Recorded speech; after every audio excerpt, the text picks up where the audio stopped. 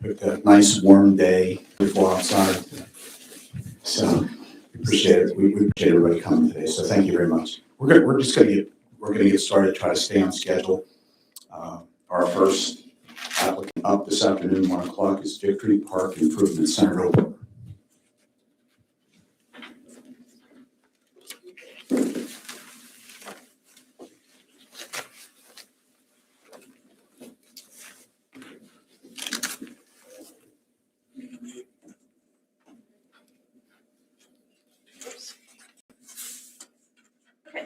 Hi, I'm Cheryl Matizek. I'm the Borough Manager at Centerville. Welcome to all the new faces on the committee. I just wanted to start by saying 2 years ago, we got a grant to build a police garage. And I wanted to send a picture of what the police garage was. It was a beautiful project, very appreciated by our police officers. 2 years ago, we got one to build this concession stand at our Victory Park. This is actually the view from the pavilions that we are asking for today. So on this way is where the, sorry, that's my voting map, which doesn't count. Okay. This is where the current ball field is, which is used by the Fredericktown Softball League. And this is the concession stand that they've operated for years, but since we now have control of the property, we are upgrading it. That's the second part of the request. The first part is to put one pavilion up by the parking, which the parking is laid out and has stone. We're just going to pave it in the spring when the season opens. This playground is one that we got a DCNR grant for, and it's in this picture also. Kids are already using it, but we wanted to expand their concession stand and bathrooms, and we're going to put a pavilion in so they can use it. This pavilion is also going to be rented when the softball league is not in session. And there's going to be a walkway that goes from the pavilion straight down to the concession, as you can see. And then we're going to extend it over to this other pavilion, which is what we need to. The main thing it needs right now is the new roof, which is part of our grant request. So the total project for one pavilion, electrical and the base for it, and re-roofing the old pavilion and concession stand. The total project is $217,000. We're requesting $160,000. The additional money of $57,000 and change we're getting from our municipal share, which is given to us every year very graciously by the county. And that's all I have. If you have any questions. Hey, questions? Okay. Thank you for your time. Yeah, thank you, man. Thank you. Okay, next is Washington County Fair Building Improvements Phase 3, Washington County Fair.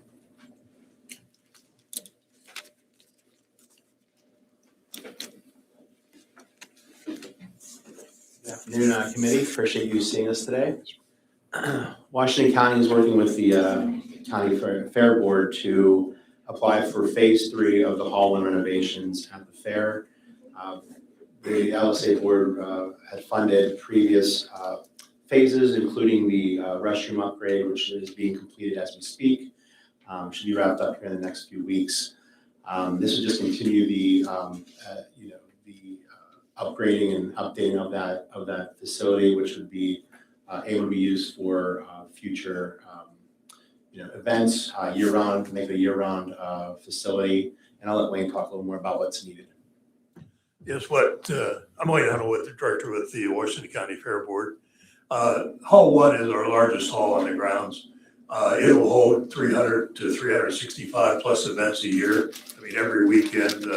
Some weekends we're turning that hall around every day, Friday night, Saturday, and Sunday. We'll have 3 different events in that hall during a weekend. The revenue from that is really what helps support the fair. The fair itself does not generate enough revenue from a gate to pay for the annual fair, as we know today, anyhow, with the entertainment and everything. Hall 1 in itself will generate about $120,000 to $140,000 worth of revenue for the fair on an annual basis. So it is, without a doubt, the main facility for the fairgrounds. With the new restrooms being added on, it has certainly changed the appearance of that building, but the building is just about 35 years old now. And the roof, we've started to see leaks in 2 places in the roof that we're trying to take care of because of the events going on. The last one, we ended up having to move some folks out and put a bucket there to do it until we could get something to stop that. So the main part of the request on the current was at 1.4 million to do the final project. The roof on that's about 480,000. So really, if we have to do it in phases, or we could do it in phases, the roof would be the next phase that we'd like to try and get accomplished on the project and stuff. That's really all we have today. If you have any questions, we'd be happy to answer this. Questions? It's pretty straightforward. Yep. Okay, thank you very much. Thank you.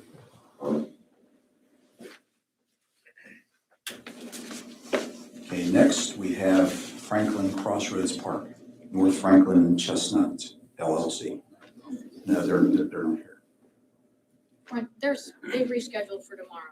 Right. Open the door in Franklin Crossroads. Yeah, we're just gonna move up. So Franklin Crossroads Park.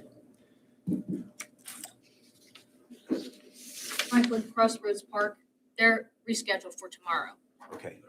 So open door and, And both of them, yes. gotcha, okay. Okay, Washington County Housing Authority, the project, the fire hydrants and water lines replacement at Highland Terrace in Denora.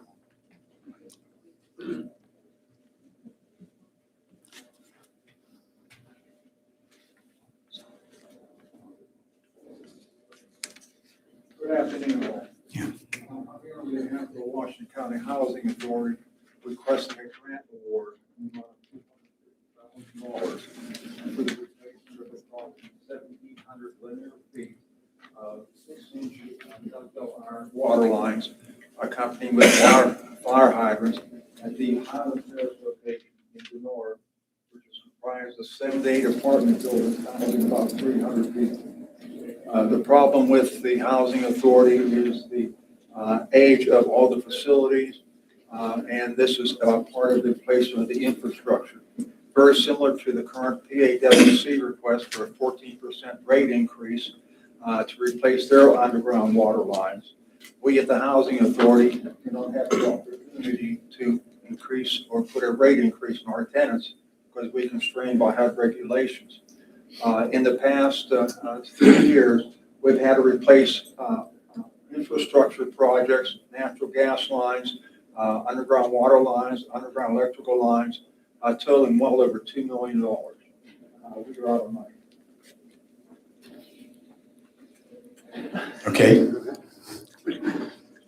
So, any questions? This has been laid out for the last 2 to 3 years. Unfortunately, when the project was first initiated in 2022 up until now, we've had a tremendous inflation rate of about 20%, which inflated the cost of the project. The cost of the project right now is about $333,000, requesting $250,000 in LSA grants, and the Washington County Housing Authority has enough money at 25% to supply about $83,000 for that project.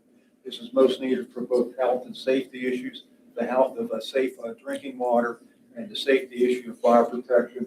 If we lose the water lines, we have to relocate everybody in Highland Terrace. Thank you. okay, thank you. Questions? Would there be any temporary loss of service, meaning during this construction, will water? There will be intermittent temporary losses of service, but only between the hours of 8 and 4. At the end of the day, service must be returned to the tenants as per the terms of the contract for the successful bidder.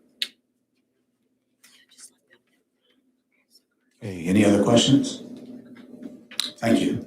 I'd like to thank you all. Have a good afternoon. You too, sir. Thank you. Okay, next is Washington Regional SWAT Team with the project Washington Night Vision, Regional SWAT Tactical Night Vision Equipment.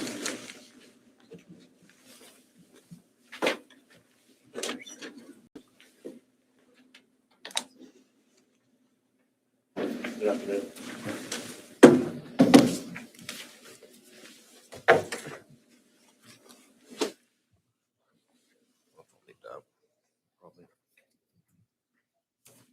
Okay, I'm Lieutenant Kuzak. I run the team currently, the Washington Regional SWAT Team. This is my team leader, Ben Schaefer, who's the expert in the equipment we're requesting today.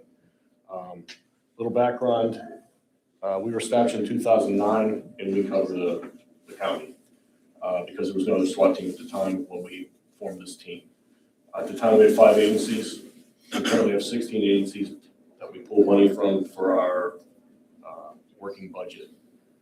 Our working budget, if you could believe it, is $32,000 a year to run the SWAT team. Last year, we got help from the county to assist us with some of that funding, which is the first time since 2009 that the chiefs essentially haven't been footing the whole bill for the team. What's come up in the future now is technology is becoming more and more costly, and the criminals are becoming more and more dangerous. So we have a need for night vision. There are currently teams around us now, which is Shaycog, PSP, Beaver County, Westmoreland. They now in the last 2 years have all been completely outfitted with night vision. We're the last team in the area that's on up to that capability. The reason we're asking for this capability at this point is, and I'm going to just give you two big things. McDonald, a couple months ago, had an active shooter, left his house, barricaded, left his house and started shooting at the police, and he went over, and it was nighttime. All he has to do is sit down behind a tree or something, or sit in the woods, and he can ambush us at any time. Our team currently has 7 sets of night vision. We're looking to outfit the other 20 to essentially look for people like that. We've also had 2 other incidents where we were asked to assist, and we did not technically go because they were manhunts at night with offenders with AR-15s. And it wasn't safe for us to try to do a woodland search without this capability. These are just the 2 current examples. The grant we're asking for is $202,000 to outfit the remainder of what we have done. We have currently about $150,000 into our project to outfit where we've been at this point. We've been doing that for about 3 years, trying to piecemeal from grants, money left over from the budget. It's just a slow process. In the amount of training you need to get a whole team up and running, it's kind of hard to do, hey, you have a set today, we're going to train you, and then in a month, you're going to have a set. We're trying to get the whole thing done at one time at this point, just for a safety issue for us. That's the backstory of what we need it from. My team leader here is going to touch on the actual equipment, and we brought some of you guys who are interested in looking at it. I'm trying to get you behind schedule. Thank you. As Guy said, my name is Ben Schaefer. I'm one of the team leaders with the Washington Regional SWAT Team. Night vision is something that I've kind of taken upon myself to bring forefront with the team, just to capitalize on the benefit of having that capability in the low light hours that we operate, and some of the scenarios that we've encountered recently. As Guy said, nationally, this is becoming more and more common amongst tactical teams. 10 to 12 years ago, it might not have been as common, but based on the tactics of some of the individuals that we're encountering, it's forcing us to, counteract that with some higher form of technology. We can go down a long rabbit hole about, how all this stuff works and the benefits. Obviously, the benefits is to give us better visibility and better identification capabilities in low light or nighttime operations. The benefits are obvious with that for both the citizens that we protect and also the operators that we employ. The 2 different sets or 2 different systems that we run are pretty generic. As Guy said, we have started this project. We tried to build this over the last few years. Very simply, the systems that we run now are very similar to this design. All right, this is a single monocular design. As you can imagine, there's some limitations with that, field of view being one of the main ones.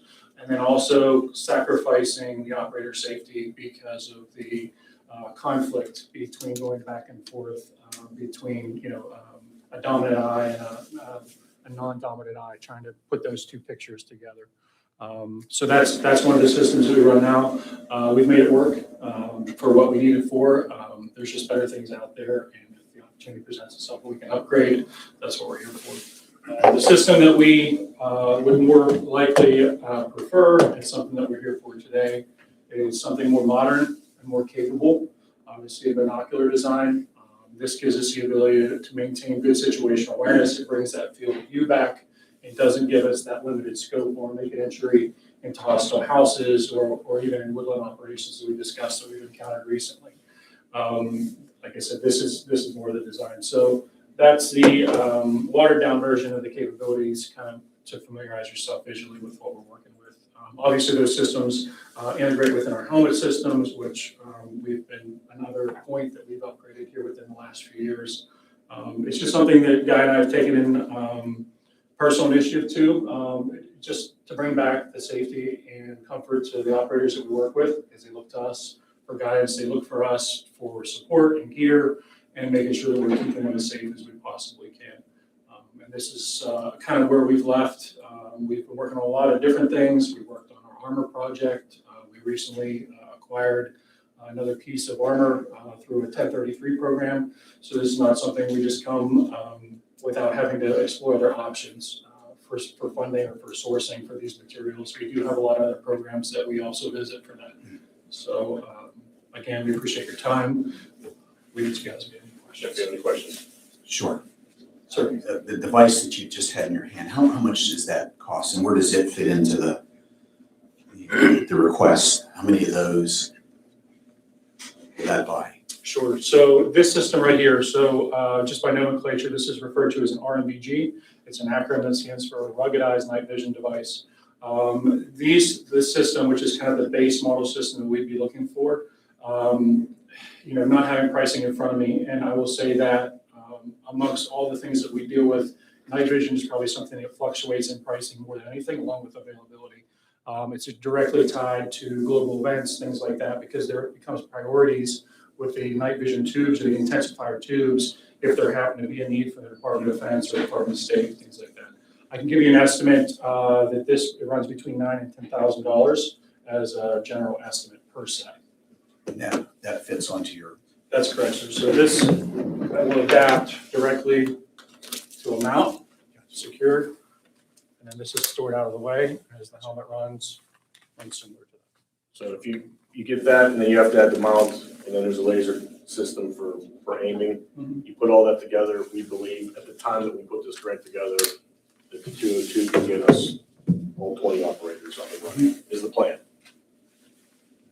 That whole package there. Yes, Okay. Does the monocular also fit the helmet also? correct. It does, sir. That's kind of our gap filler right now, because they're obviously half the price. And we have to have something because we're still going if they call, so. So the price includes like infrared sights, infrared laser sights? No, that's the extra. I mean, the grant, yes, includes the whole package. Correct. How are you guys set up for other safety equipment, vests and things like that? You all set Last like grant we that? got from you guys was 2 years ago, was for vests. That's good for 5 years. The helmets, we did a fundraiser ourselves last year with some of you probably seen stuff come across your desks because we had flood helmets. That project we fundraised ourselves. The guys did a phenomenal job and got those. One City just came up with the 1033 program, which is the military program for you guys. We just got a piece of armor, an MRAP, which is the military vehicle.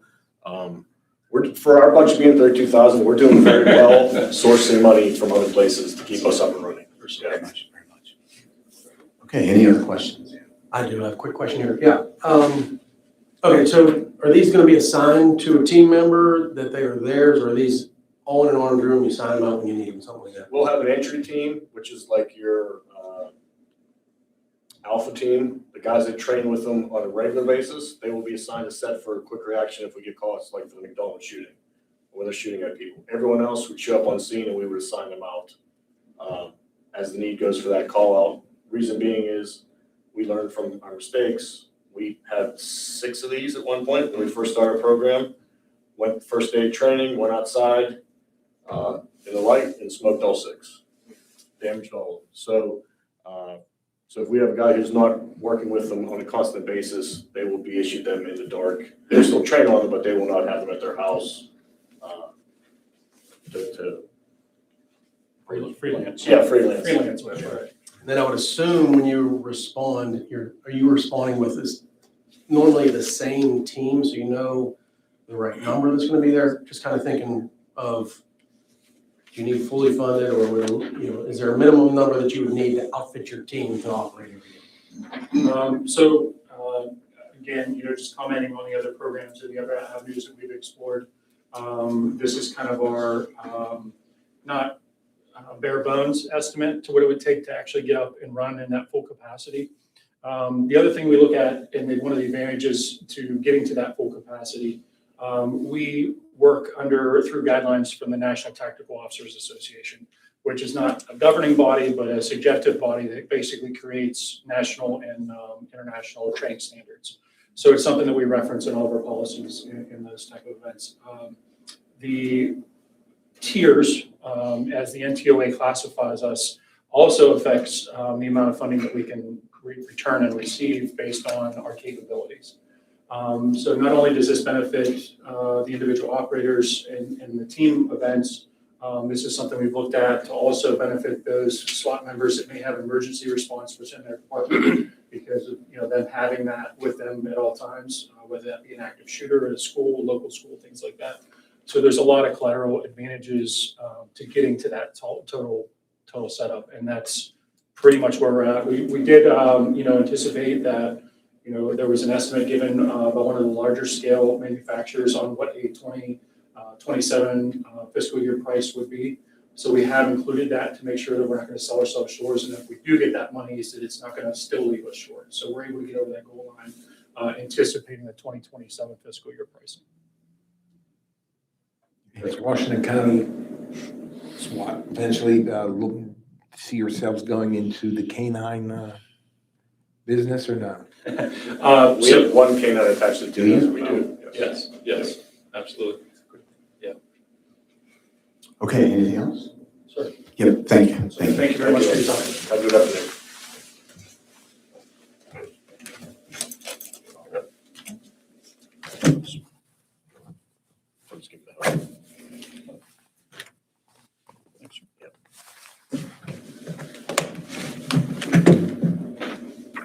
Okay. Next, we have Washington County Historical Society and Lemoyne House Preservation and Restoration Phase 2.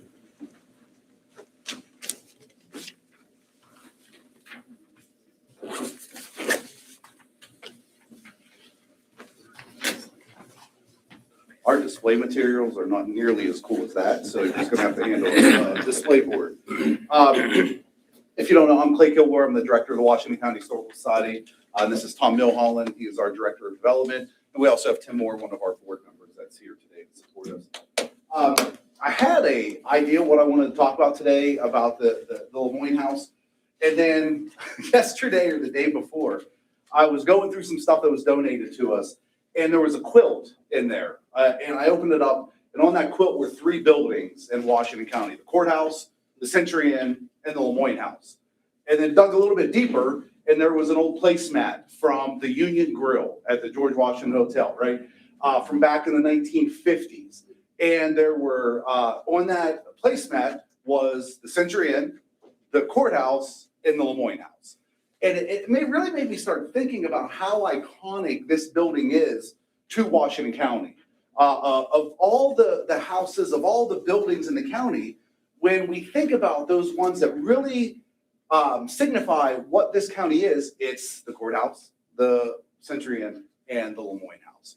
This home is the only site west of the Allegheny Mountains to be designated the National Historic Landmark of the Underground Railroad. It is the only site west of the Allegheny Mountains that can truly tell the story of slavery, of freedom seekers, and the abolition of slavery in southwestern Pennsylvania. And it is iconic, not just in southwestern Pennsylvania, but in the entire nation. We have people that stop by that have relatives. A couple years ago, we had somebody stop by, they're from Michigan, and they just thought, you know what, my relatives were freedom seekers. They found safety in Michigan. I wonder if the Lemoyne House would have anything, and we did. We had photographs of their family. We had information on their family, and they're now included in an exhibit in that house. It is such an important piece of Washington County history and heritage, and it deserves to be maintained. Now, we have, over the last 5 years, undertaken a large-scale restoration of it. We are currently at about $250,000 that we've put into it. That has included the windows, which the LSA committee kindly supported. We appreciate that.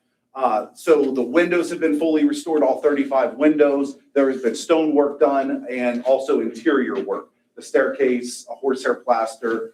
It is such a unique architectural piece in that even things like these little windows that are up here, those used to be open, and the front of that house had a roof garden on the 3rd floor.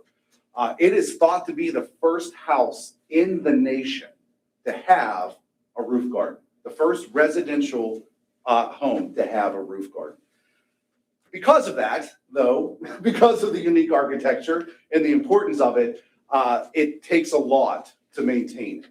And so even though we've undertaken a large-scale restoration, there's still a lot to do. The roof is in need of some repair. It's a metal roof from the 1890s. We have soffit and fascia that even though 5 or 6 years ago we did some work on it, other pieces now need repaired. The stonework is 214 years old, and it's sandstone. It is weathered, and it takes a lot to maintain it, so we have some work that needs to be done on it. As you can see, pieces where the chimneys meet into the stonework. We have large gaps now that need to be repaired. And the siding, that original siding from the 1890s when the addition was put on, needs to be replaced. It has really outlived its life by about 60 years. And so the efforts that we want to undertake are to secure this house, to make sure that it is not just around for the next 10 years, the next 20 years, but it remains an iconic piece of Washington County history and southwestern Pennsylvania history for the next 214 years, just like it's already stood here for that long. So any questions that we can answer? Questions? Okay. Okay, thank you very much. Well, I appreciate the time. Thank you so much.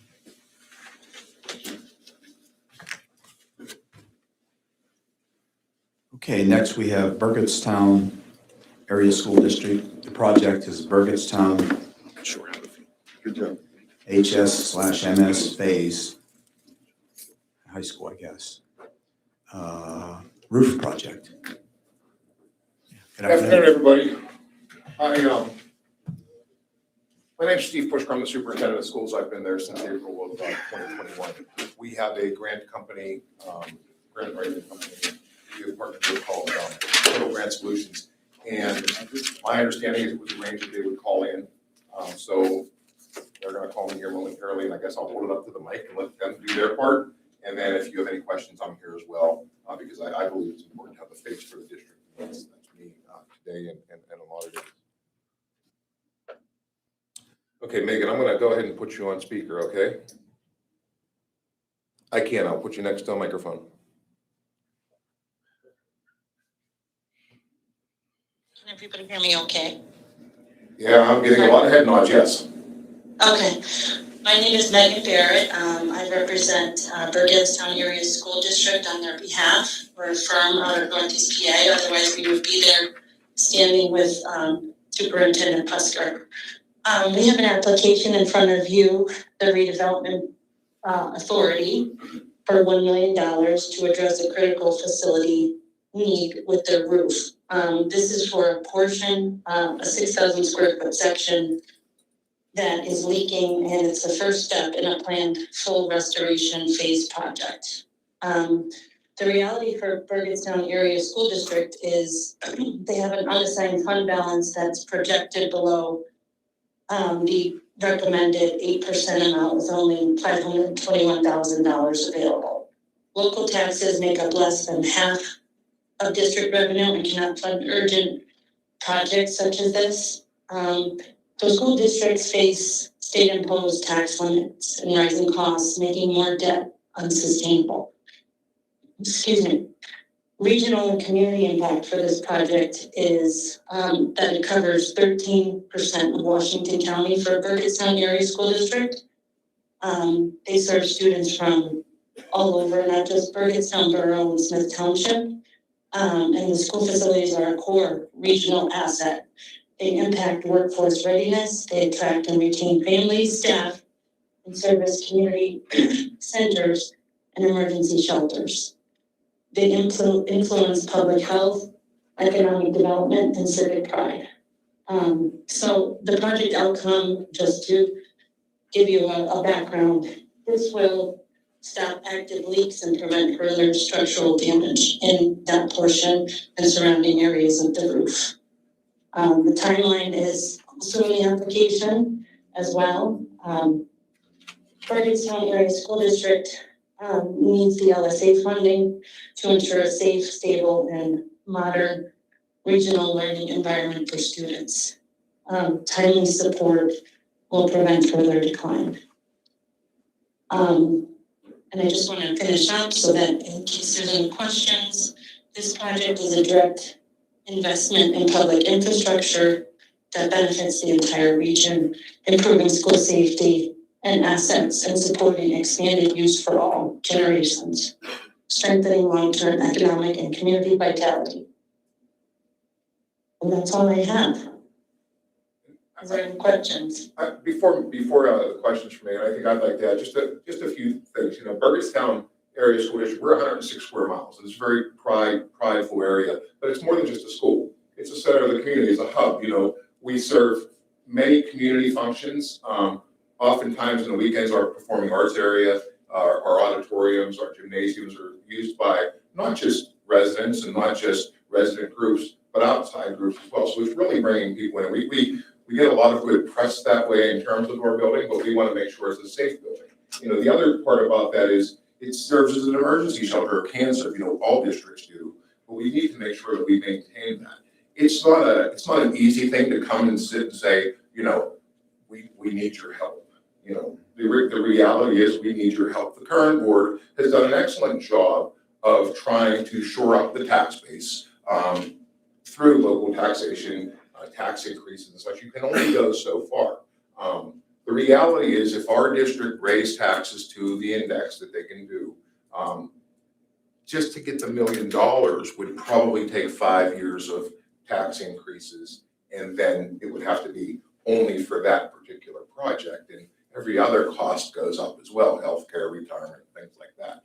So we feel it's a vital investment of your money to the region that serves more purposes than just the education of the students. Any questions? Superintendent, how old is the building? So the main part of the building dates back to the 1960s. There were additions and alterations in 1997. The buildings haven't been significantly touched since then. We had, when I started in 21, we had a facility study done to see the different components of the physical plant, what are the highest priority areas, and not just that building. If you've ever been to Burgettstown, you know that there are 2 buildings on campus. We have an elementary center, K through 5. We have a 6 through 12 building. So in both buildings, the roofs and the HVAC were shown on that matrix as being the highest need in replacement. And the reality is if your building envelope, if they call it, isn't secure, it doesn't matter what's going on inside, you know, you're at risk. Hey, any other questions? Thank you. Thank you so much. Thank you.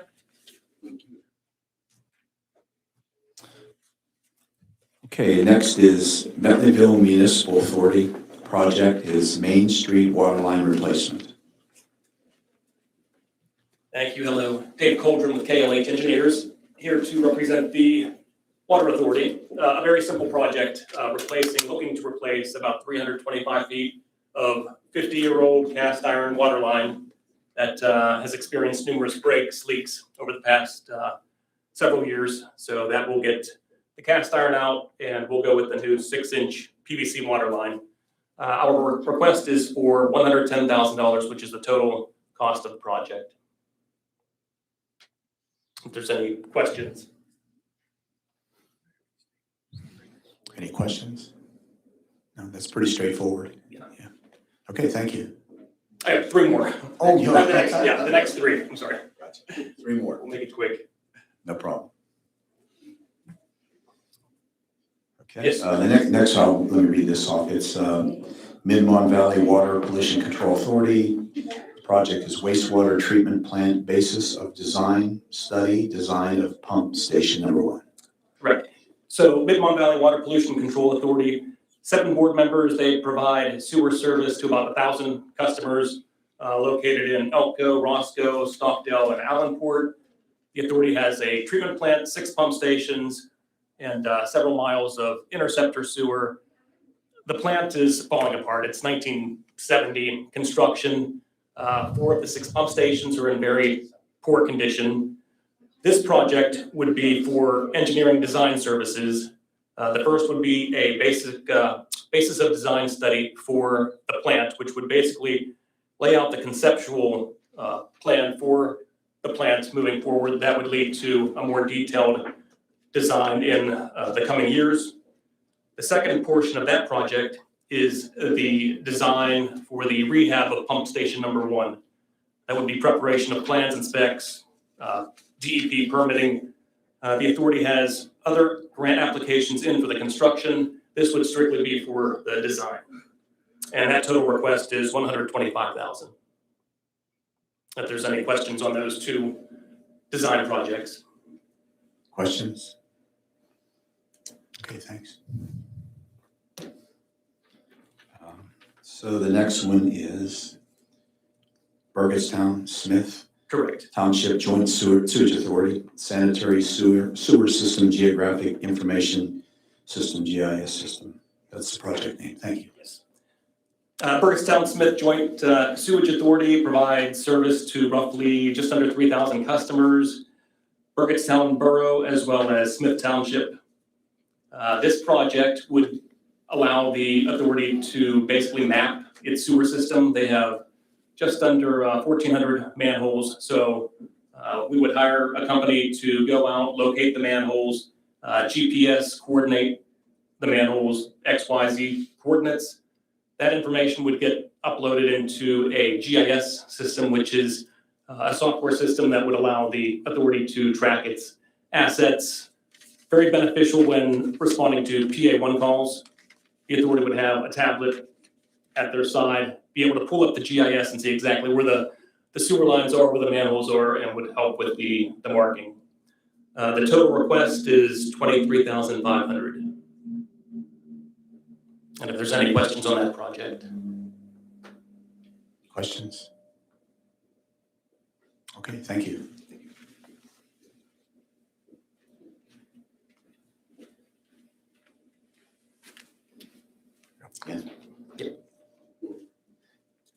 Okay, the next project is requesting at the Mount Pleasant Township Municipal Authority. The project name is Village of Southview Sanitary Sewer System. So this authority has no customers. It could potentially service just under 600 customers in the areas of Hickory, Southview, and Westland. This portion of the project would address the most critical of the areas, which would be the Village of Southview. Just over 100 potential customers in that area. This funding would allow for the construction of the collector sewers in the village. And then the authority is working hand in hand with Cecil Township Municipal Authority to extend an interceptor sewer from Cecil to Southview, with the anticipation of those customers becoming customers of Cecil Township. The authority does have some funding already for this project, and this request is for $600,000, again, for the collection sewers. Okay, questions? Thank you. Thank you.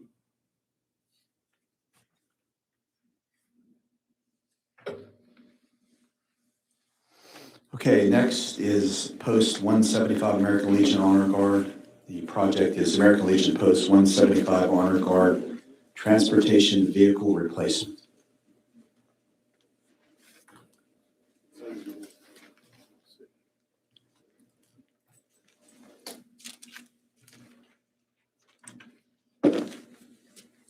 I'm Dennis Bailey, American Legion Honor Guard Commander. Our Honor Guard is made up of entirely volunteers. Our sole mission, our only mission, is to provide military honors to veterans and their families. Military honors consist of the 3 rifle volleys in salute, the playing of taps, the folding and presenting of our nation's colors to the family members. We're requesting $68,000 of LSA funds for a purchase of a 14-passenger bus. This bus will take us to all the cemeteries within Washington County. Our old bus, much like the Honor Guard itself, is aging. The repairs are costly, and we need a new bus. The new bus will take our fully uniformed Honor Guard rifles, flags, grave markers, flag cases, and our bugle all through the county of Washington. And I fear, because of the aging of the Honor Guard, if we don't get a new bus, we may not be able to support our community mission. Now this next statement, I have to read, I want to be precise. We're very proud to announce that through our private corporate fundraising campaign, we have reached matching funds. The additional funds needed to purchase a new bus are completely secure. With your help, we would move quickly to purchase a new vehicle once the grant funds become available, and to continue our Honor Guard services for years to come. Veterans of Washington County, which are over 15,000 now currently residing within the county. Over the past 5 years, the Honor Guard has provided over 500 military honors to veterans and their families. We also participate in other local activities. Memorial Day, we have a service at the post, at the courthouse, and other local cemeteries. In June, we have Flag Day service at the post, and we support the Rotary Club and the Elks and flag services. August, we do the presentation of colors at the Pony League World Series and folds of honor ceremonies. September, we have been supporting the 9/11 memorial that South Strabane puts on. And in November, Veterans Day service, again at the post, we go to local high schools and several nursing facilities. Quickly, while Dennis hands those out, I'm Rich Cleveland. I'm the commander of the Sons of the American Legion, Post 175. And our mission is to raise funds for the veterans and for the post itself and for the Honor Guard. And we've made a significant donation to those funds Denny mentioned. And we look forward to your help. Okay. Back, I carry the flag as a reminder that I'm an American. Nothing will ever rob me of my freedom. I am not alone. We stand together as a nation who believes in liberty, justice, freedom for all. May God bless America. And I also was scheduled to have 3 other members of my Honor Guard here today. They're at the National Cemetery of the Alleghenies having a service. We volunteer thousands of hours in the rain, in the hot, and today in the cold, in the snow. Often on short notice, we stop what we're doing when we arrange our personal plans to make sure every veteran has the service that they deserve. I know State Representative Tim O'Neill served proudly in Operation Enduring Freedom. Do we have any other veterans on the panel? Thank you for your commitment to our country, and I thank the LSA committee for the time you spent looking at the application, time today, tomorrow, and in consideration.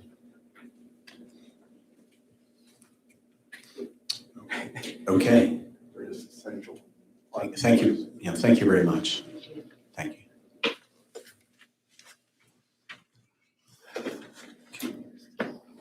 Okay, next is Washington County Land Bank project. Name is Washington County Land Bank Blight Reduction Project. Thank you. My name is Rob Phillips. I'm from the Redevelopment Authority representing the Land Bank. Land Bank is the applicant for this project. Funding requested is essentially an attempt to continue an effort that the county has had ongoing for the last year through the blight mitigation program. And these funds would essentially continue that. The funding's been used for code enforcement demolition. We've rehabbed properties, we've purchased properties, and essentially what we're trying to do, because that program is coming to an end, is trying to continue that. We've got several municipalities throughout the county that participate in the land bank. We see this as an opportunity to expand that, our reach to additional municipalities, but it takes funding, it takes money to do that. And we've been able to do a lot of substantial work over the past year, much of that you've seen. We've had some major demolition projects, including the Washington Mall, the Bronson House, and a few others. But we've also been working in the neighborhoods, and those go unnoticed, but they are impactful. Municipalities are very thankful for that work that's been done. And again, this is an opportunity if funded that we can continue that important work. Any questions? Thank you. Thank you.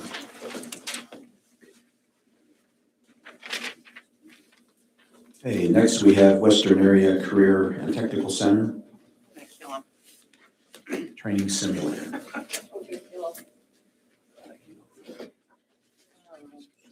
My speaker is not here with me, so this is going to be an impromptu presentation, so. No, we can wait. No, we'll wait. No, you guys sure? Okay, he said he's going to be here in like 5 minutes, so. All right. Okay, perfect, thank you.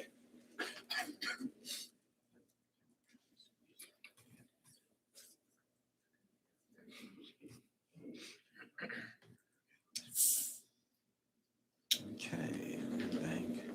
How about the Brownsville Ambulance Service? He's here. Oh, okay, no, come on up. He's here. Sorry. Yes. I do apologize, my speaker wasn't here. Thank you, thank you, thank you. Sorry for the delay. She said, We're way ahead of time. No. she said 5 minutes. I figured, Sorry. Yeah, we're good, we're good. No, we want to keep you ahead of time. There you go. Thank you. So I'll kick it off. I'm Mike Milanovich, Executive Director, Western Area CTC. We service the 9 sending school districts of Washington County. Kim Sigmund is our business manager. First, I'd like to say thank you for the support you guys have offered us in the past. It's tremendously helpful. We work very hard, a little out of breath. We work very hard to make sure that we can minimize as much cost to our school districts as possible. And through the LSA and through you, ladies and gentlemen, we're able to help facilitate that. So this year, we're asking for the SkillVary Virtual Reality Simulator. This is a simulator that will help us in 3 of our different shops. Welding, collision repair, and HVAC. It allows instructors to provide training to our current students without the expense of materials and consumables. Our instructors all met with the company that's providing this technology. They were all very impressed at how realistic it is. Normally, when we look into things like virtual reality, it's more of a toy. This is very much a tool. It comes with manipulating pieces, the tools that our kids will actually hold in their hands while they're doing the simulation, which makes all the difference as far as our instructors were concerned. The VR simulator will assist in providing the basic skills needed for our kids starting out, where they're not just burning through rods and wasting money. They're getting the same skills and being able to apply the same skills without us having to buy rod after rod after rod. Translate that over to collision repair. They have a different adaptable piece that can interchange with this same piece of technology that allows them to do the same thing with spray painting. And spray painting is a big part of what our kids do. And for any of you that have partnered with PPG, you know it's not cheap. So when a kid gets in the spray booth and they mess something up and they need to do it over again, that comes with a significant cost. So we can defer a lot of that through this virtual reality. Please make no mistake, it is not going to replace the actual hands-on that they will graduate to. It'll just give them the skills so not to waste money, waste time, waste consumables, and a little bit more mastery towards their skill before we give them the expensive toys to play with. Students that it will serve. In our welding class alone, we have 85 students currently. Collision repair, we have 39 students. HVAC, we have 51 students. So this one piece of technology is going to serve over 175 students, and we're growing. Since I've started at the Career Center, this is my 4th year, we've doubled in size. We have over 720 kids from our 9 sending districts, which is absolutely outstanding. And I know a lot of you up here I've spoken with before about the amazing growth that we've seen in career and tech ed. This particular equipment was recommended for its user friendliness, enhanced learning efficiency, safety, and realistic components and accessories. As far as welding goes, it'll allow our kids to do all their GMAW, GTAW, SMAW, all their different weldings. They can even stimulate positioning. Collision repair allows airless, air spray, air assist, electrostatic spray processes. Some things that we can't even simulate in our own facility. So that's outstanding. HVAC, component exploded views. So all those little things that we have to squint to look at whenever you call the HVAC person and they tell you, is this light blinking? We can expand all that for the kids to see in real time. Also leak testing, brazing, dehydration, refrigerant filling, all things that cost quite a bit of money these days that we can now remove during the training phases for these kids, early education. And then as I mentioned before, remediation. We're not perfect. We're a school just like all the rest. We have high burners, we have some lower burners.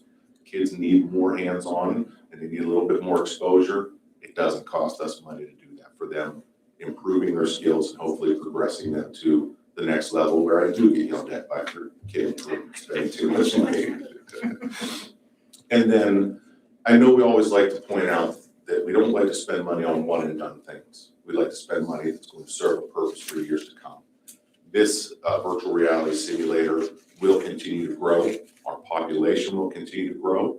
We'll be able to serve multiple kids over the next decade to 20 years. As long as the battery pack keeps working, we'll keep using it. And the company that we're partnering with is also expanding what they can offer.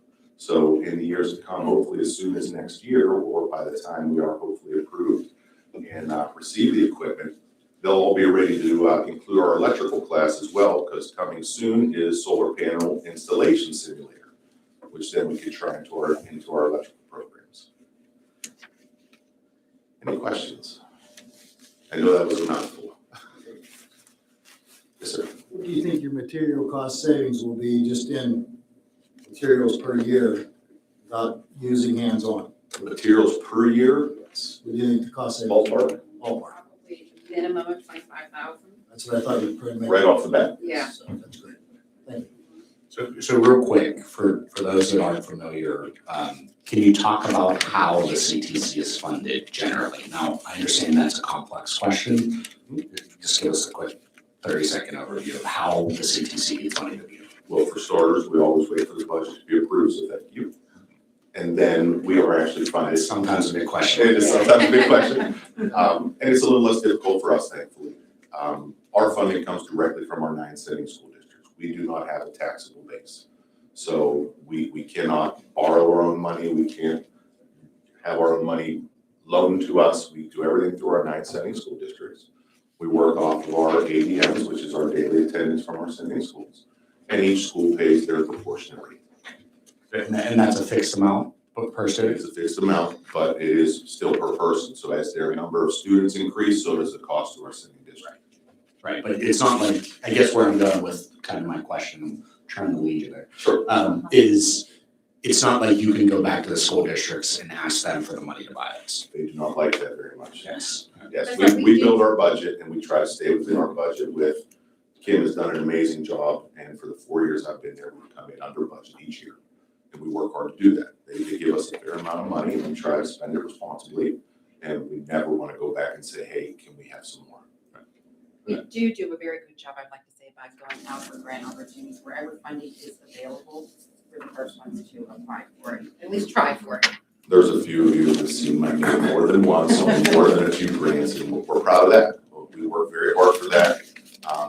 In my first 3 years, I think we had a little over $3 million in grant money that we have gone after and we've acquired to support our students. It doesn't go towards anything other than supporting our students. It doesn't go towards salaries. It doesn't go to supplanting.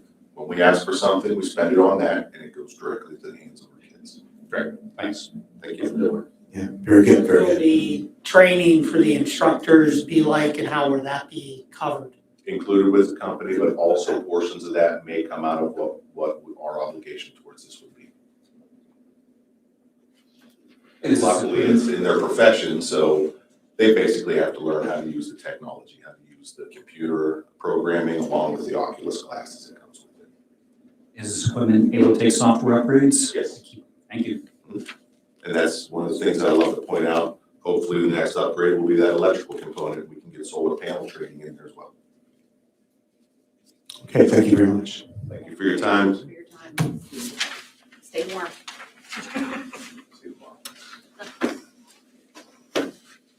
Okay, Brownsville Ambulance Service. Project name is Washington County Station Project. I'm Sarah Nicholson, I'm the Director of Brownsville Ambulance Service. This is Brandon Bach, he is our grant writer and AI assistant technology. So today, I'm asking you to see what we see. A chance for Washington County to lead in resilience and innovation. Our current EMS facility was built for a different era.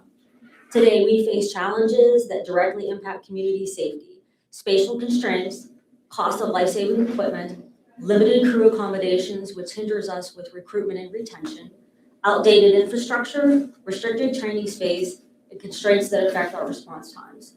As call volume rises, our building limits our ability to service this community at the level it deserves.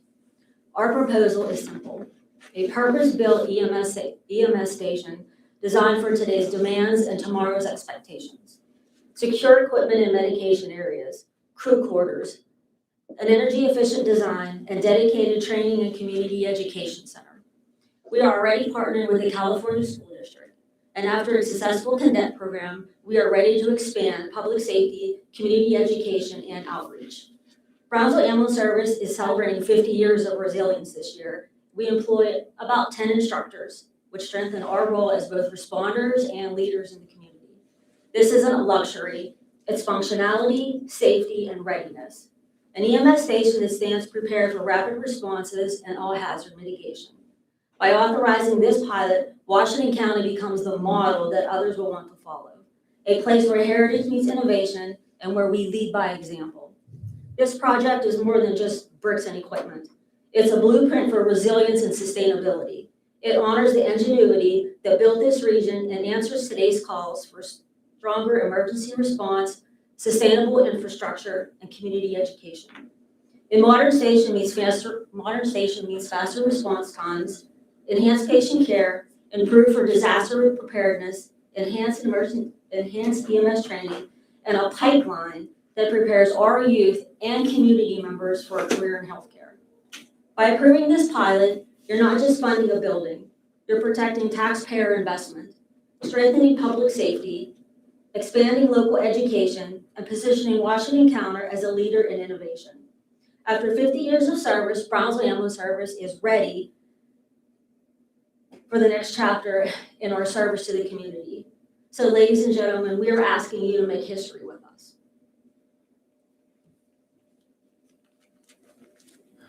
Questions? Where would the building be constructed? So California School District gave us an acre of property on the fringe of their property. So we would be right off of Route 40 and Route 43, which increases our response times to all of our areas in Washington County, especially the school districts and East Beth School District, which we also cover. And also Brownsville. We do cover, Brownsville is not ours. Brownsville School District is not ours. And then the Brownsville area. Brownsville area, yeah, it would be if the Brownsville's out. How many municipalities in Washington County do you We see? have 9 in Washington County.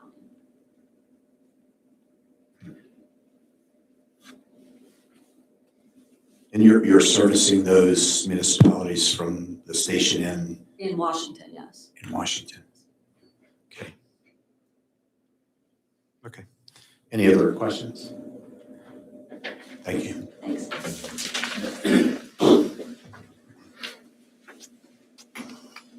Okay, next is Fallowfield Township Veterans and Firefighters Honor Roll renovations.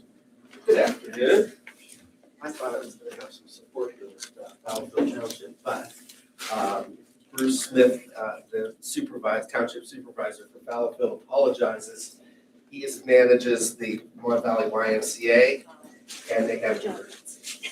So he apologized on his way to tell me, to tell you that he's sorry, and I will have to lead the charge here, so. You're such a newbie. I'm such a newbie to this. I know, it's amazing you haven't seen me 4 more times earlier. I usually have 6 to 8 projects sitting here, so I think I'm only on 3. Yeah, I'm lowest I've been in 20 years, I think. The project that we're presenting is for the Fallowville Township Veterans and Fire Department Memorial. They currently do not have enough space to continue with engravings on their current stones of both the Veterans Memorial and the Fire Department. So we're combining 2 locations for memorial. The current memorial does sit to the left side. This is the Fallowville Township Municipal Building, and the current memorial sits to the left of it. We're utilizing their main stone and then developing the area to the left, sort of as a plaza reflection area. We're going to be putting more flags. So we're utilizing this area where the current memorial is and enhancing it with benches, some lighting, an enhancement of additional stones. And then the volunteer fire department is also combining with theirs a location as well. So that's pretty cut and dry for what we're doing. Oh, I'm sorry. I'm Ken Kulak with Kulak George Architects. I think sometimes I come here assuming everybody knows me. So, any questions? Any questions? Thank you. There's no match. Pardon me? There's no match, I mean, like volunteer Oh, hours or anything. they are actually, I'm sorry, Bruce asked me to say, they are seeking funding help from the Alta Vista Business Park people. He says they do have people interested in helping with funding that is going to help provide some added resources for money. So he is canvassing the Alta Vista Park, which is part of Fallowville Township, and he did say he's getting a good response at this point. We're good, thank you. Okay, thank you. Okay, next, Mount Prospect Cemetery Association. Project is Mount Prospect Cemetery Association paving project. I'm Brian Temple. I sit on the board of directors for the Cemetery Association. Just for reference, it's the cemetery located in Hickory, kind of on 18 and 50 between. If you look at that photo to the top, you would head on 18 towards Bergenstown. To the bottom, you would head on 18 towards Washington. On 50 heading towards where I'm seated would be Hickory, like the little town of Hickory, then Cecil, then Bridgeville. Heading towards the wall would get you towards Cross Creek Park and Avella. We actually completed almost a third of the paving in 2025, about 1,400 feet of the inner roadway of the cemetery at $26,500. What we were asking for was we really need to get the rest of the road upgraded and paved before we really lose all of it. So that total cost is $51,635. It's roughly 2,675 feet.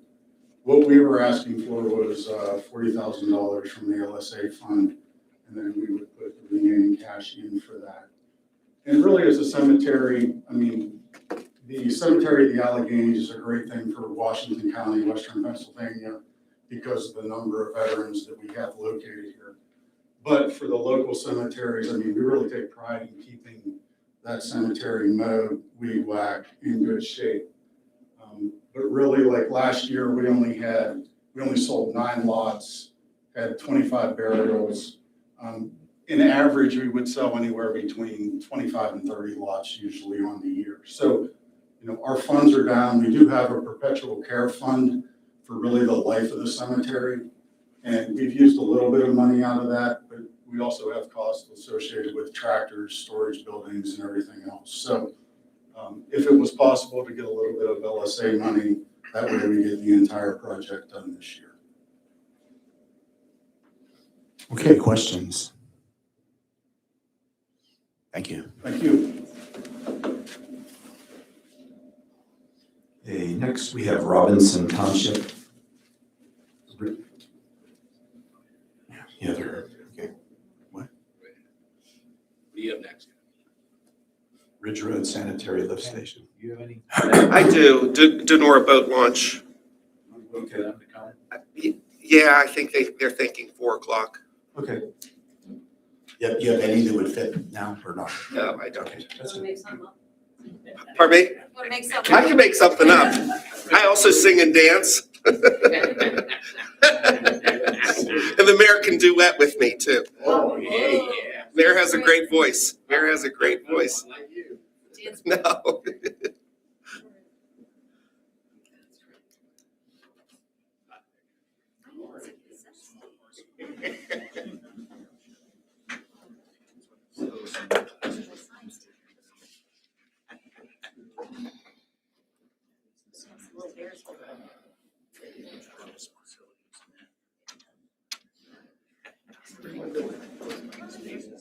Oh, that's it just came to me. I couldn't think of it when you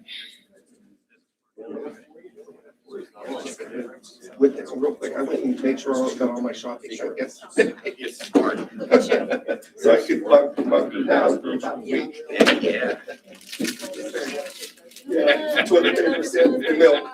There's gallons of milk.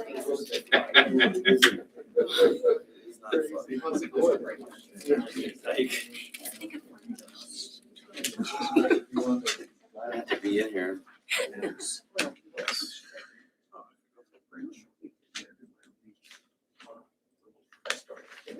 $11 million. It should have about 7-ish, yeah. So it's right back up. This year, possibly not. Okay, well, let's get. We're Wait for COVID, we get a little more money. Yeah. I would think, as Lord knows.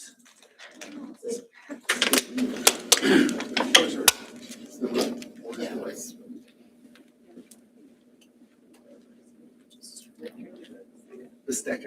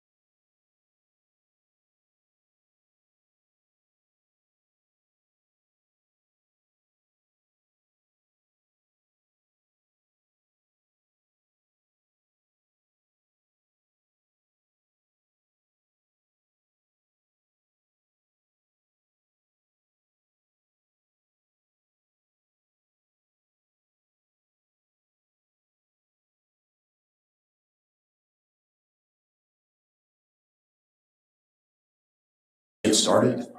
We appreciate your patience. We're ready with the Ridge Road Sanitary Lift Station. Thank you so much. The project name is Ridge Road Sanitary Lift Station, Robinson Township. Good afternoon. Okay, if I stand? Absolutely. All right. My name is Nate Phillips. I'm with Chapman Properties, acting as the applicant on behalf of Ridge Road South Associates, presenting the proposed lift station and public sewer infrastructure demonstrated on this wind sail here. This is 1,000 acres plus additional residential acres located at the near the intersection of Westport Road and 576. About 1,000 acres industrial and commercially zoned land that has zero public sewer infrastructure. We've got a lot of development happening coming from Allegheny County into this area, and it is a natural area for additional commercial and industrial development. However, there is no public sewer. So I know this is a big ask, and this is a complicated project, so I want to leave time for questions. But I do want to note that there is, as far as our development, speaking on behalf of the applicant, Chapman Properties, we have users that can build in the land that we own, and the current plan is to put a private lift station in and private sewer. What we're asking the LSA committee to consider is leveraging those funds and investing into public infrastructure as part of our match. We're also donating the land where the lift station would sit. So just by way of kind of the tour, our development, this is Ridge Road Industrial Park Phase 1. We're actually breaking ground on the third building here for a total of about 140,000 square feet of manufacturing and distribution space. Our next phase is going to be in this blue area here, Ridge Road Phase 2, which is a mix of both industrially zoned land and multifamily. The multifamily in this residential area is what's driving the opportunity to build the public lift station. Beyond that, if the public lift station is built, it unlocks public access to all of this acreage, again, zoned primarily industrial and commercial, as well as some residentially zoned acres. The engineers also demonstrated that the entire sewer shed that could be provided for in future phases in these areas.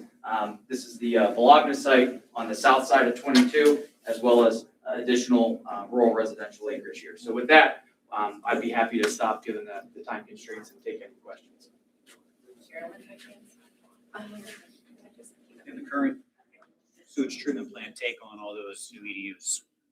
So the current, yes, and actually the current sewage treatment plant is located in Findlay Township. So most of the legwork over the last 3 years has been getting Findlay Township to agree to take this area on.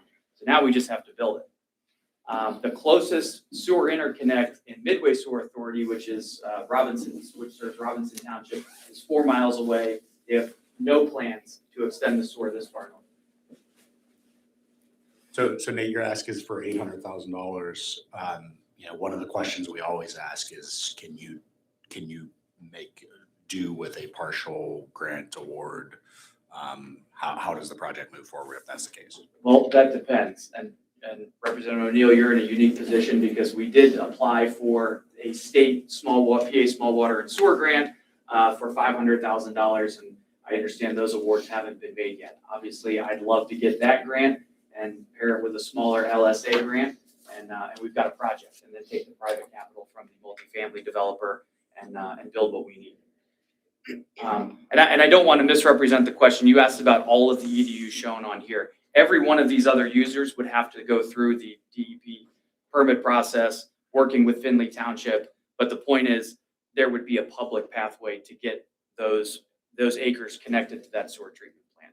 So what ours is approved for, and what Findlay Township has acknowledged, is the phase 1 and phase 2 that I described initially. A couple of other, just to note that it is in keeping with Robinson Township's comprehensive plan. They're renewing revising their comprehensive plan now. The county's comprehensive plan identifies several areas that sewer infrastructure is a shortage in Washington County. So I'd like to think that this fits squarely in the mission. I appreciate your consideration.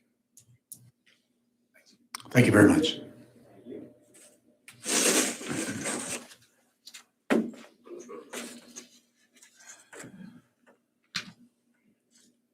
Okay, next is Plaza Building Associates. Project name is Downtown Plaza Accessibility and Beautification Project, Blueprints. Good afternoon. Thanks for having me. My name is Jordan Lake. I'm the Chief Administrative Officer for Blueprints. Blueprints is the nonprofit partner sponsoring this application for Plaza Building Associates to complete a comprehensive accessibility and beautification project of the Plaza Building located right out your window at 150 West Bow Street. Built in 1970, has 4 floors, containing approximately 50,000 square feet. It is currently 100% tenant occupied. The total site's about 2.5 acres, offers a inclusive multi-use parking lot and 430 feet of prime roadside frontage along Bow Street, which is one of Washington's main vehicular and pedestrian arteries. The proposed project will modernize and improve the site in 3 key areas: lighting, accessibility, and landscaping. Despite a high level of use and public visibility, the lot and surrounding area lack adequate lighting, accessibility pathways, and safe pedestrian infrastructure. The upgraded lighting will enhance visibility throughout the parking lot to improve pedestrian safety. Accessibility improvements will include converting the existing stairs into an ADA compliant ramp, which is actually that corner right outside of the window there that's currently overgrown with foliage as well. We would add curb cuts, widen pedestrian pathways, and improve the entryway used by city residents and the many visitors to the surrounding offices and businesses. The National Walkability Index rates the block group where Plaza is located as an 11.5 out of 20, making it slightly above average in terms of navigating the block as a pedestrian. The only thing bringing it down from its neighboring blocks is the street intersection density rate, which is much, much lower. A bypass to this is literally places like the Plaza building and its parking lot that offer connectivity outside of intersections. Upgrading these existing bypasses should therefore be a priority. It could be seen as a boon for the 9% or approximately 1,200 City of Washington, East Washington residents who walk to work currently.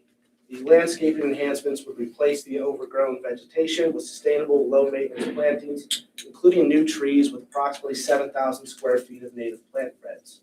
These upgrades would improve stormwater management, support pollinators, creating an attractive and welcoming environment for all of those who access the site. The expected timeline of the project would start in late summer, early fall 2026, and conclude into late summer of 2027, with matching funds of approximately $85,000 to $90,000 coming from cash reserves of Plaza, as well as their general operating revenue. The design, demolition, and install of this project would support a local electrician, local asphalt and concrete company, and local landscape and landscape design firm, creating an estimated 10 to 20 jobs from construction and design throughout the lifetime of the project. Together, we believe these improvements will increase safety, accessibility, and usability of a prominent downtown area. Questions? Questions? Thank you. Okay, next we have Laurel Highlands Council, Scouting America. The project name is Camp Anawana Facility Improvements and Accessibility Initiative.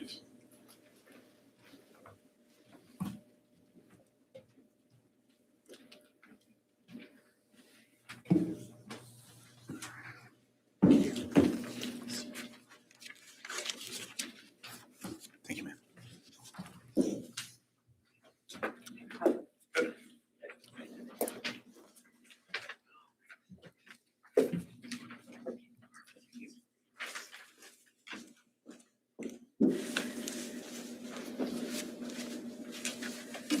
Good afternoon, everyone. My name is Lindsay Seibel. I am a Development and Marketing Director for Laurel Highlands Council. This is. My name is Tony. I'm the Director of Support Service for Laurel Highlands Council. I service all properties and program for our council. Today, we just would like to talk to you about some facility improvements and accessibility initiatives we would like to see take place at Camp Anawana. So hopefully, this project would be able to deliver a new program pavilion, a new maintenance building, 700 feet of access road and a new parking area, and some other program equipment, including a tractor with a plow.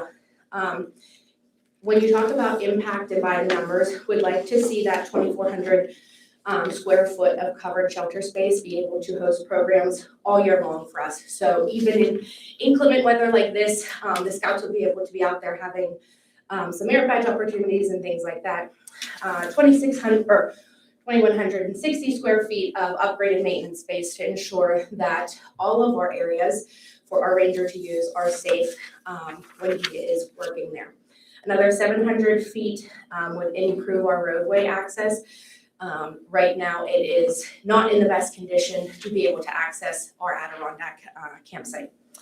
Generally, with the budget breakdown, we're looking at about $165,000 just for general construction. Roadside improvements would run at around $18,000. And then for program machinery and equipment, $40,000 for a tractor and a plow, and another $2,900 for those outdoor maintenance tools and things like that. Throughout Camp Anawanna, we run scouting programs and non-scouting programs all year long. Scout-wise, we serve over 1,100 kids throughout the year. This past weekend alone, we had 120 kids, and Tony can talk a little bit about that program that happened this past weekend. Sure, just this past weekend, we had 120 youth from all over Washington County and the surrounding areas, just in our backyard, all taking part in outdoor activities, whether it was team building, whether it was outdoor skills, all those components. All 120 of those youth were not on Switches, Xboxes, Nintendos for an entire day on Saturday, which is almost unheard of these days. So with Camp Anawanna, we have a unique opportunity to get youth outside. And we mentioned scouts, but we're also open to non-scout groups. We do a couple things with some local schools and things if they want to do a field trip and come out. However, right now, we just don't really have those facilities like this pavilion to really help do a day program for the youth. So again, we have a very nice property, 350 acres, right inside Washington County. Lots of opportunity there to really give you the outdoor experience. So That is all we have. If you have any questions. Yeah, if we do partial funding, would that help you get started and then certainly move on from there? Yes. Certainly. Give you a little boost? 100%. And partial funding, priority-wise, programmatic, right? You gotta get your program going first before you can expand. So a partial funding, something like the pavilion, right? To get that program aspect of our operation moving would be ideal. Okay, thank you. Is there currently charges for non-scout use of the facility? There is, and it's very minimal, right? And that's just to cover more or less our expense. Our operation is 100% run by volunteers on site. We have a really good core of volunteers, local. They mow the grass, they do everything for us. So that's kind of the ideal situation for us. And that just keeps up with the gas money, right? Very good. Thank you very much.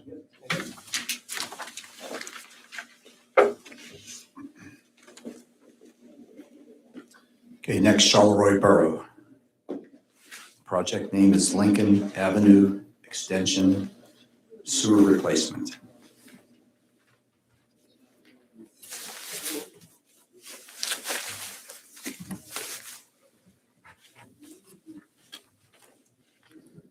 Good afternoon, I'm Chad Warfield, I'm the Director of Operations for the Authority of the Borough of Charleroi, and this is Sam Gibson, he's with our consulting engineer, KLH Engineers. The first project that we want to present for consideration is a sewer replacement of Lincoln Avenue Extension in Charleroi, also known as Old Route 71. A little background of the Authority Sewer Department. We provide wastewater treatment for 6 communities in Washington County, the Borough of Charleroi, Dunleavy, North Charleroi, Spears, Twilight, and Fallowfield Township. Our board has recently expanded to 10 members now, starting this January. And the sewer department services 4,491 customers, which is a population of about 9,500 people in those communities. Mr. Gibson will talk a little bit more about the project. Yeah, so just continuing on with what Chad said, over the last 10 years or so, we were looking at some numbers earlier, and the authority spent roughly $16.5 million in the sewage system for the improvements that they continue to make. A large portion of that is their CSO program, which we've presented to this committee previously and received some funding for. We actually just had a pre-bid meeting this morning for phase 2 of their CSO project. As we were preparing for that project, which is estimated at $17.5 million, we had located a sewer on Old 71 in Charleroi that basically there's a number of houses connected to it, maybe a total of 8 to 10 houses on it. We discovered it was tied in directly to a storm sewer, which discharges directly to Maple Creek. So obviously we need to take care of that. So we've gone through the process of design on it already. Shovel-ready is ready to go. We're estimating the total cost of the project at $103,215. The authority is requesting a grant in the amount of $77,000 towards that. Obviously, with the fees that they've imposed on the CSO side of their system has been significant over the last several years for all the customers within the service area. And in order to offset that, the grant money has really helped to satisfy portions of this. We had approached the funding agency for the CSO Phase 2 program, and it would have probably delayed the project if we had implemented that project as part of the CSO project. So we chose to keep it separate to try to help it move forward quicker and take care of the issue. In total, there's about 152 feet of 8-inch gravity sewer, so it's not an overly complicated job. It's just something that we need to take care of, one for the environment and obviously for the residents there as well. So, just one more line of information, and the average monthly bill for the customers in the service area is about $58.40 a month. Any questions? Questions? Okay, you have one more, right? We do. Yeah, the second is the high service pump station structural improvements. Again, the authority provides water supply or distribution services to 12 communities, both the majority in Washington County, but there are 2 communities in Westmoreland County. In Washington County, Carroll Township, Charleroi, Cokeburg, Denora, Dunleavy, North Charleroi, Spears, Twilight, Fallowfield, and Somerset Township. And then we sell bulk water to Bentleyville and Ellsworth as well. We also supply water and distributions and storage to Menneson and Ross River Township in Westmoreland County. There are about 10,625 customers, which is a population of about 27,000 people. And the high service pump station is the main distribution pumps for the system that send water out from the treatment plant to the distribution system to all the customers. So we've been involved with the authority for several of those years now, and both on the water and the sewer side. And we've been monitoring the status of the high service pumps for quite some time. The structural base that those pumps sit on is basically a concrete foundation. It's built into the slab there. Those foundations are pretty severely deteriorated at this point. So it's definitely time to address that issue. And these high service pumps, like Chad said, they push water out to all these communities. It's the main distribution mode for the water to leave the plant. So when you don't address things like this, issues like vibration and equipment failure can happen over time. So before that happens, we want to make sure that we make these structural improvements. The amount of money that we're asking for this project is $172,200. We did not provide any matching funds, and the only reason for that was when those pumps come out, we'll have a service call with the pump manufacturers. They'll come in, they'll take the pumps, they'll check the tolerances on them, they'll provide replacement parts, they'll service the pumps, and there's probably a larger significant price point than what we're asking for in the project to perform that work. So that's going to be the authorities. We won't know what the scope of that is until the pumps are pulled, but that will be the authorities' match on this project. Average water bill for a Authority of Borough Charleroi water customer is $57.90. Any questions? So since both these projects are with the authority, does one, I understand one sewer, one's water, but is there one that has higher priority than the other? The pump bases, the high service pump station improvements would probably be a higher priority. It affects more of the customers, and it's honestly more of a vital part of the system. Not that one, the other's not important, but that would be the higher priority of the two. Thank you. Okay, any other questions? Yeah. If we could do a partial on the pump station, would that help you out, or? Yeah, anything would be better than nothing, obviously, yeah. Okay. Yeah, partial would be fine. We just thought that because we had an unknown with the amount of work that may or may not have to occur with pulling the pumps out, and putting the pumps back in when we do the structural improvements, that it was, wouldn't really be prudent to ask for an amount that really could be arbitrary at this point. We don't really know how much we would be asking for. So yeah, but a partial would be fine. Real quick, the authority had a bond issue from the water side, was probably 2020. They had a list of projects they needed to complete. All those, and some have been completed. And most of that bond money has been spent at this point. So, as things like this continue to come up, and I know the authority has a list of other water lines and other improvements they need to make in the system. And so we're probably to the point where they're probably looking at another bond issue or other financing to continue projects in the system going forward. So, yeah, anything.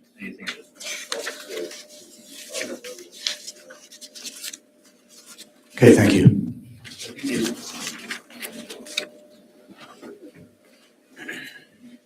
Okay, Cookburg Volunteer Fire Company. Project name is Cookburg Volunteer Fire Company Replacement Project.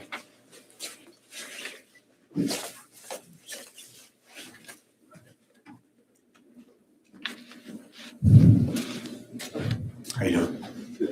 Good. Good afternoon, board members. I'm Jacob Guzza with Cookburg Volunteer Fire Company.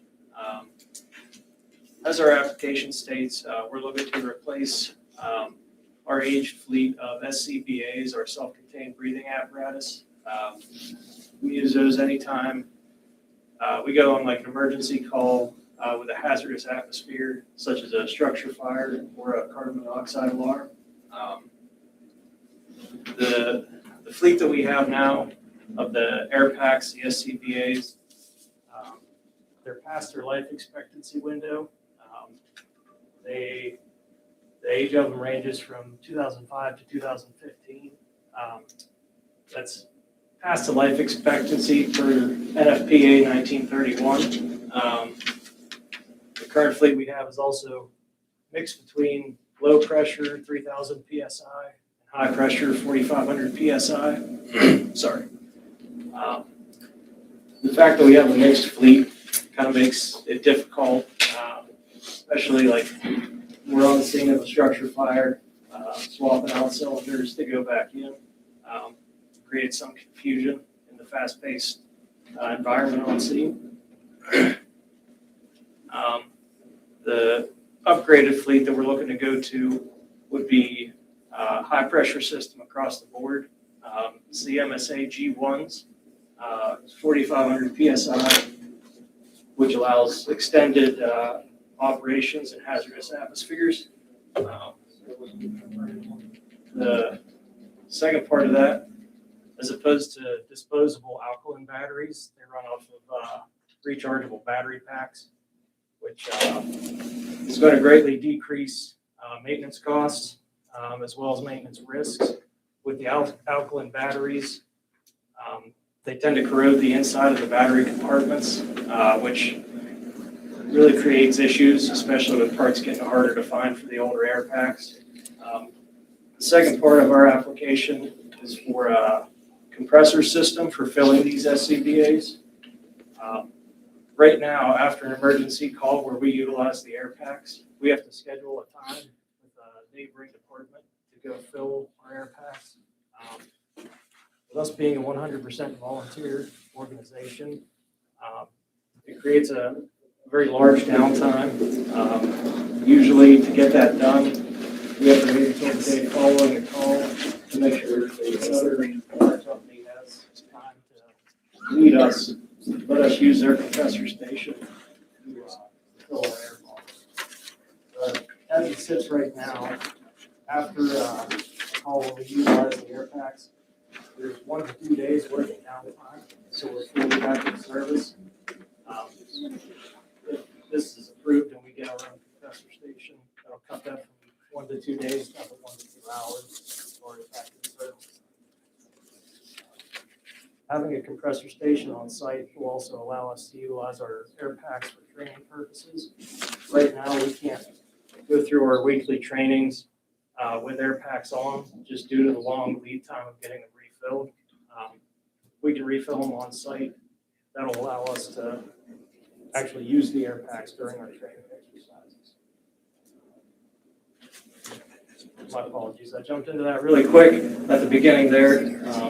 Was also going to go over our coverage areas. Our first new primary coverage area is Cokeford Borough in North Bath Township. It covers approximately 2,000 residents. We also have six municipalities that we provide mutual aid service to. So that's where areas where would be like the second or third new fire department. In total, that's 8 municipalities and approximately 12,000 Washington County residents that could possibly benefit from better equipped first responders. Any questions from the board members? Quick question here.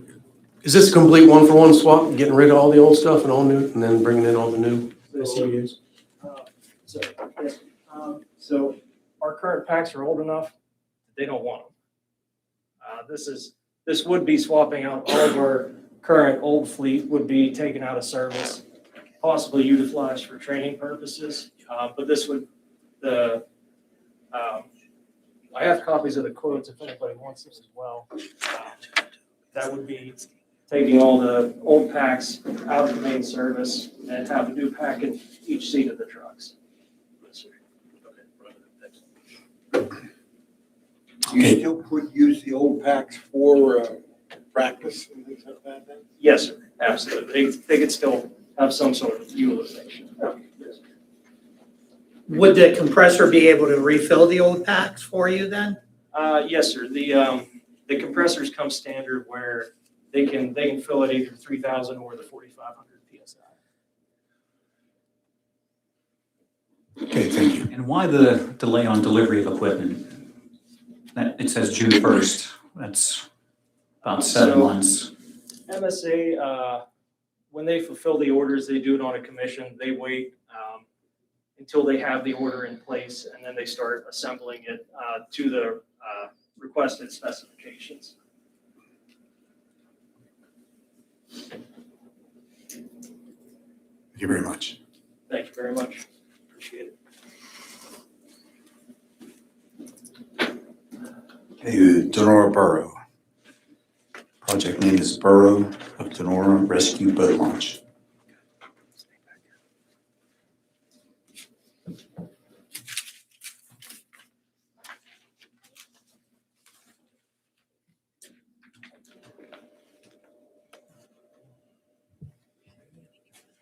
Hi, my name is Michael Thornton. I'm the Borough Administrator for the Borough of Donora. Our application is based on an unfortunate tragedy the borough experienced last summer. We lost one of our youth in a drowning accident last May.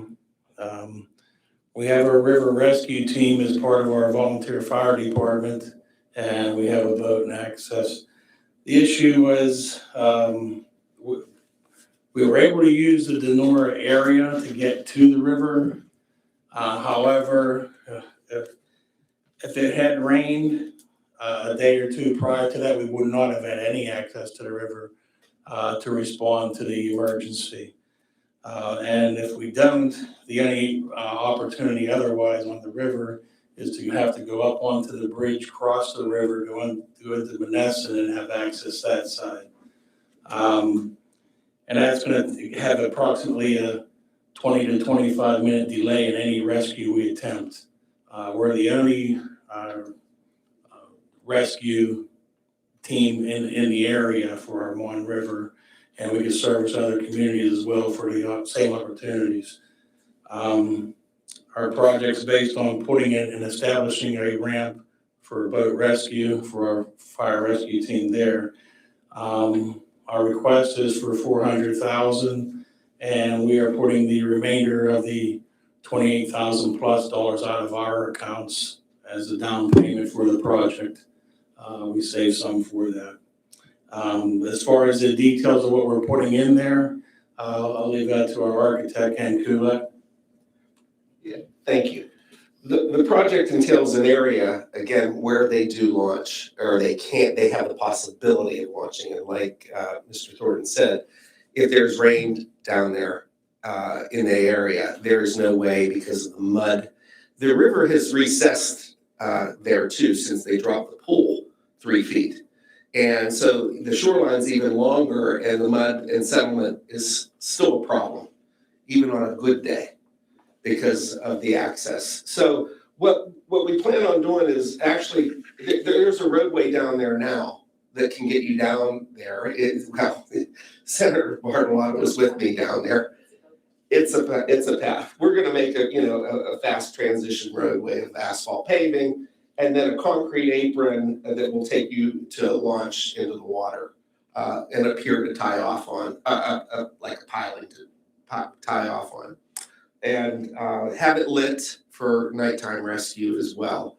The difference is, of course, I met with the River Rescue just 2 nights ago, and they are just north of here. They are putting their storage facility of all their river rescue equipment that will be within less than a quarter of a mile from this location.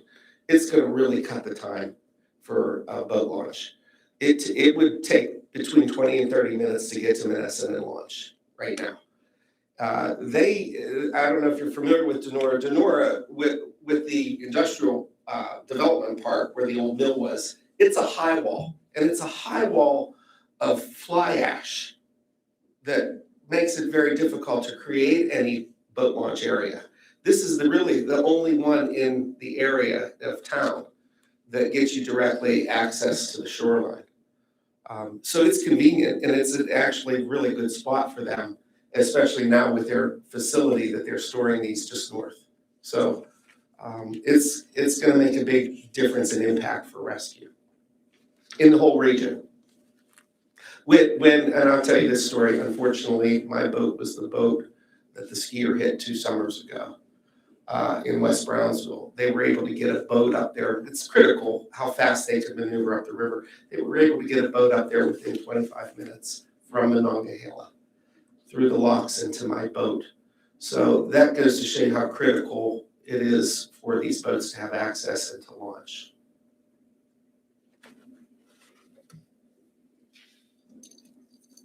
Can you explain, when you say fly ash, some people think it's fluffy light stuff. Explain what that has done. Fly ash is a byproduct of the process of coal. I know, but what's the results? The results, it solidifies, and worse than cement, because I've had fly ash on a project where we've taken ram hose and you see these big heavy guys, buff guys trying to jackhammer through, you can't. You almost have to dynamite it out. So that's the difference. It becomes like a lava rock, basically. And you can't put anything to it. It just bounces off of the fly ash. So it makes it very difficult to cut or do anything with. The team in Denora is the only river rescue trained, prepared team with the equipment. And they're the ones who can't get into the water, so. That's ironic, yeah. It's crazy, yeah, and we'd rather have river rescue than river recovery. So. That team goes all over the place. They've been to West Virginia, they've been up into the Laurel Mountains. They cover a lot of area. And they were what I guess considered a fast water dive team, swift water team, yeah. They saved another rescue in East Huntington Township, up 70, when there was some type of swimming hole where everyone could go and swim, and somebody got stuck down there, dove and had their tenor shoe lodged in a rock. And Denora was the crew that went there to save them. Very good. Any other questions? Would this be available to the public, or is this 100%? Is this only to be used for Denora rescue? That was the intention initially. They'll look into recreational down the road, but we want to control, make sure, because we put no swimming signs down there now, because we don't want access to it, but that's exactly where the boat ramp's going to go, so we don't want to constantly leave it open. We want to protect it and to keep youngsters from still wanting to go down there and being youth or going to do what they want to do. But we want to prevent that from being a bad decision by having it gated off. But that may be expanded upon down the road. But right now, we definitely want the access for river rescue. Not sure if you're aware that since they lowered the pool, the volume of water is still coming south of the pool in the same amount of volume, and they've shortened the channel. So the water is actually running faster. So when kids who are not experienced swimming, it's creating a problem, and I'm afraid we're gonna have that problem in the future until something like that is considered. I don't know what the consideration is now. I guess you're not gonna fill the pool back up again to slow the water down, but that's what we were left with. We're left with a challenging situation in our pool. Faster water than normal. Approximately how many times a year do you see the team launch real-world emergencies? On rescues as they occur, you can't predict those, but they do go down and train a handful of times too. And on top of that, to make sure the equipment's working still and that they're in condition and practice to do so. They will be able to launch within 15 minutes of hooking up, they said, with this launch site. Okay, thank you. Okay, Thank you. thank you.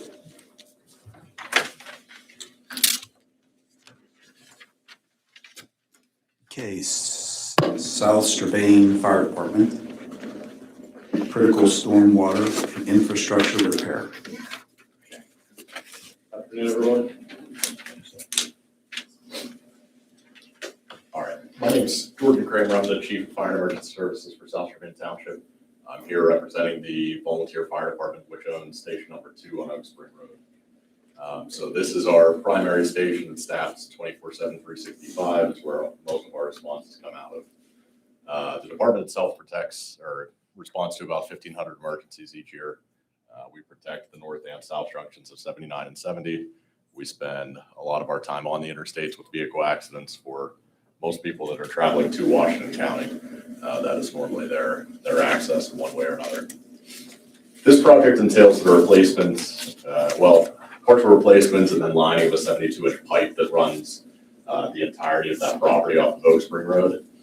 About a year ago, we had noticed some degradation within the pipe that we had been concerned about, and had started to look at what that project would look like. About 2 months later, in June of 2025, we experienced some substantial flooding in South Strabane Township. We had multiple rescues, folks stuck in vehicles, stuck in their homes. And unfortunately, our fire station is one of the properties that sustained significant damage. So that pipe was the first approximately 30 feet of it or so was destroyed. It was undermined, and then water went out over the asphalt and into the fire station, causing about $200,000 of interior damage. All of that, thankfully, has since been replaced, and we're back in full operation out of that station. However, the parking lot and that pipe have only sustained essentially a Band-Aid repair from our public works department. So they were able to come down. We exposed the area underneath the parking lot. We actually cut some of the pipe out with our guys using our vehicle rescue tools, because that's the only thing that would work, and got it back to the point where water can still flow through it. So this pipe handles most of the storm water that comes off of the areas surrounding the off-ramp on Merlin. So everything from the Washington Mall all the way up to the Chevrolet dealership is running down through these properties and then goes past the fire station. That flooding didn't just affect our department, because of that pipe, it also affected multiple other homeowners that are downstream. So this project would, what we're requesting, a LSA grant in the amount of $313,000 approximately, with a local match from the volunteer fire department of $82,000, plus a significant amount of work done by the public works department of the township, who would do the restoration portion of things, repave the parking lot and whatnot.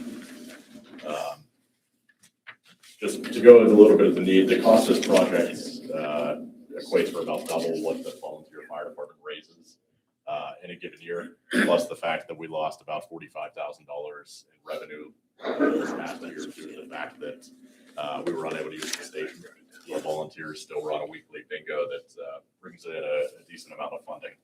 So we lost about $45,000 due to not being able to do that. Our expected outcomes are obviously to restore that infrastructure and our station access. Not only does South Strabane respond to emergencies within South Strabane, we operate very frequently within the city of Washington, supporting them, North Strabane, Canton Township, North Franklin, Amwell, essentially anyone that touches us. The improved flood resilience, not only for our own property, but those that are downstream. And then our ability to continue responding to calls. Again, we protect one of the largest retail districts within Washington County that is going to be getting even larger here. And the ability of that station to remain operable is imperative to our functions. So I'd be happy to answer any questions you might have. Do you know who installed that line? So originally, that line was made of old tanker cars. So about 60 years ago, when they originally closed that in, they took some of those, cut off the edges, and that actually lasted longest of anything. About 35 years after that, when they were constructing the Walmart in South Strabane, that solution was starting to decompose and degrade. And a combination of Mercedes and some other people actually donated the materials to be able to give us the current tin whistle or whatever. It was supposed to last a lot longer, but I mean, there's serious degradation going on right now. And this pipe comes as close to about 4 feet from the fire station itself. So it, obviously structural stability is a concern eventually. What about and I know it's outside you, but the line above and below you on either side is? So the new owner of the Washington Mall, which also incorporates the Oak Spring Plaza across the street, they did significant repairs to that to ensure that this doesn't happen again, thankfully. Because much of what we experienced was due to a lack of maintenance further upstream. If we could do partial funding, would that help out to maybe get some other private funding, something like that? Yeah, anything would help. We also applied for funding from the Office of the State Fire Commissioner through a municipal grant. Last year, we were not successful, but as you all know, the more funding we have, as we apply for more sources, possibly a better chance we might have of being funded. Okay, Thank you. Thank you. Hey, Peters Creek Sanitary Authority. Project is 2026 CIPP Repair Program, Project G. Good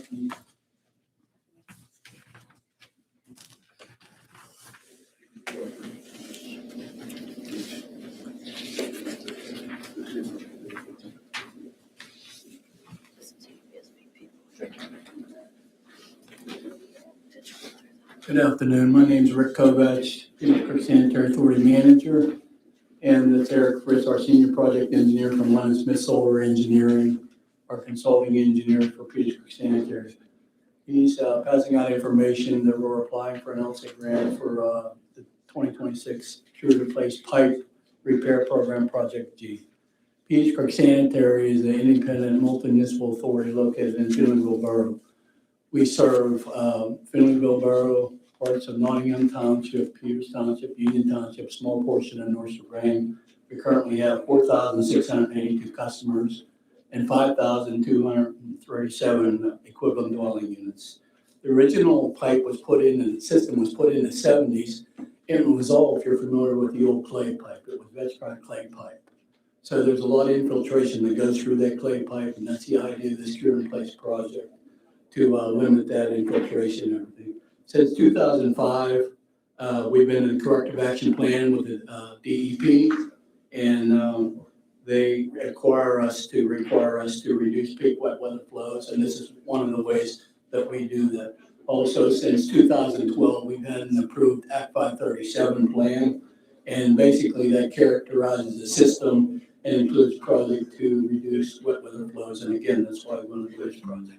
Since 1995, we've invested in 7.1 million to take out groundwater infiltration, rainfall dependent infiltration and inflow, and to do infrastructure projects. Thank you, Eric. On the next page of the handout I provided, there's a nice illustration of the CIPP lining method that we're proposing for this project. So the existing sewer lines, a total linear footage of 8,150 approximately, that are proposed for this project are predominantly vitrified clay pipe, which was installed in the 1970s, and at this point is prone to root intrusion, cracking, which allows groundwater and stormwater to enter into the sanitary sewer system.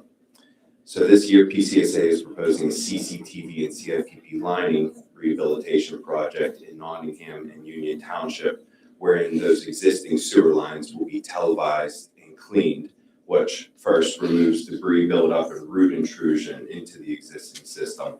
And then the inside of the sewer is lined, as you can see on that illustration there, with a cure-in-place pipe to seal leaks and reduce the amount of groundwater and stormwater from entering the sanitary sewer system, which reduces the treatment cost that PCSA is required to pay for every drop of water that enters their system and is ultimately conveyed to the Clairton Municipal Authority sewage treatment plant.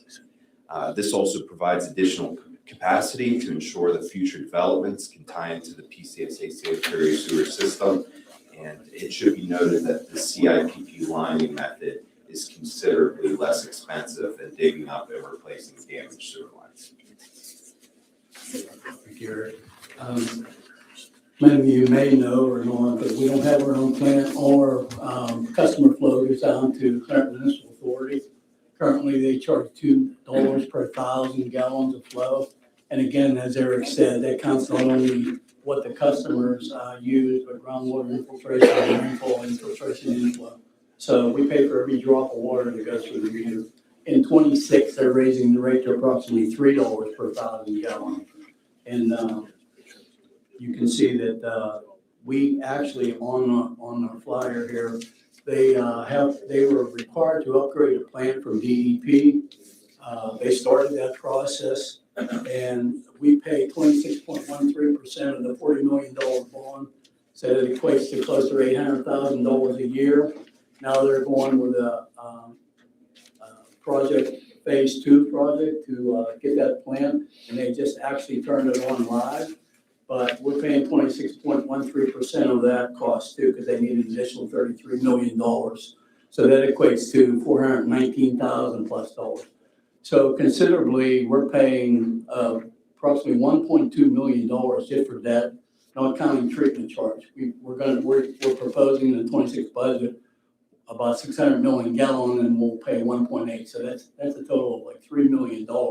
As you can see on our chart, on the right-hand corner of this, next to the last page, 69% of our budget approximately goes down to CMA. So that leaves very little for PCSA to try to do their projects. And we've been devoted and dedicated through our engineering and our board to make that happen, to continually rehab the project, because it was originally with a vegetable clay pipe, which, if anybody knows, it gets a lot of root intrusion, infiltration, inflow from the water and stuff. So this lining, as Eric said, is less expensive, and it basically puts a new liner impregnated in the pipe, and it stops this infiltration and inflow, and it doesn't reduce the diameter using this kind of method.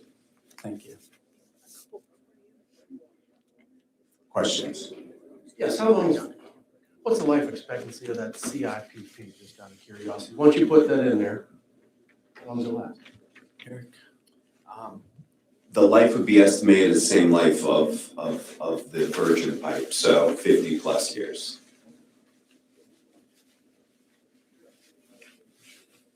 Okay, partial, can you do it in 2 phases, or this would complete your project, or with the 203,000, would it complete your whole project, or could you do it 2 phases? We are matching, we're asking for $203,500. We're matching 50%.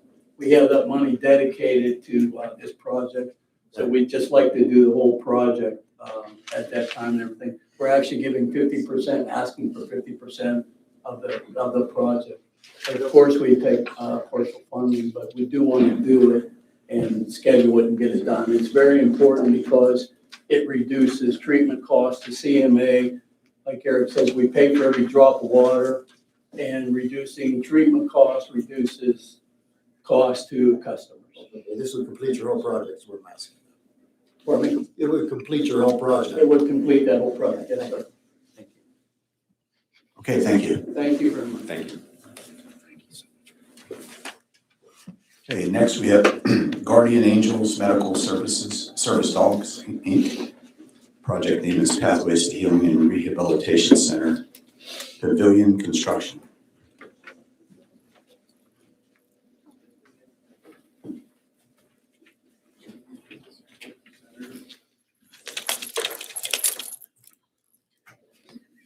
Thank you. Thank you.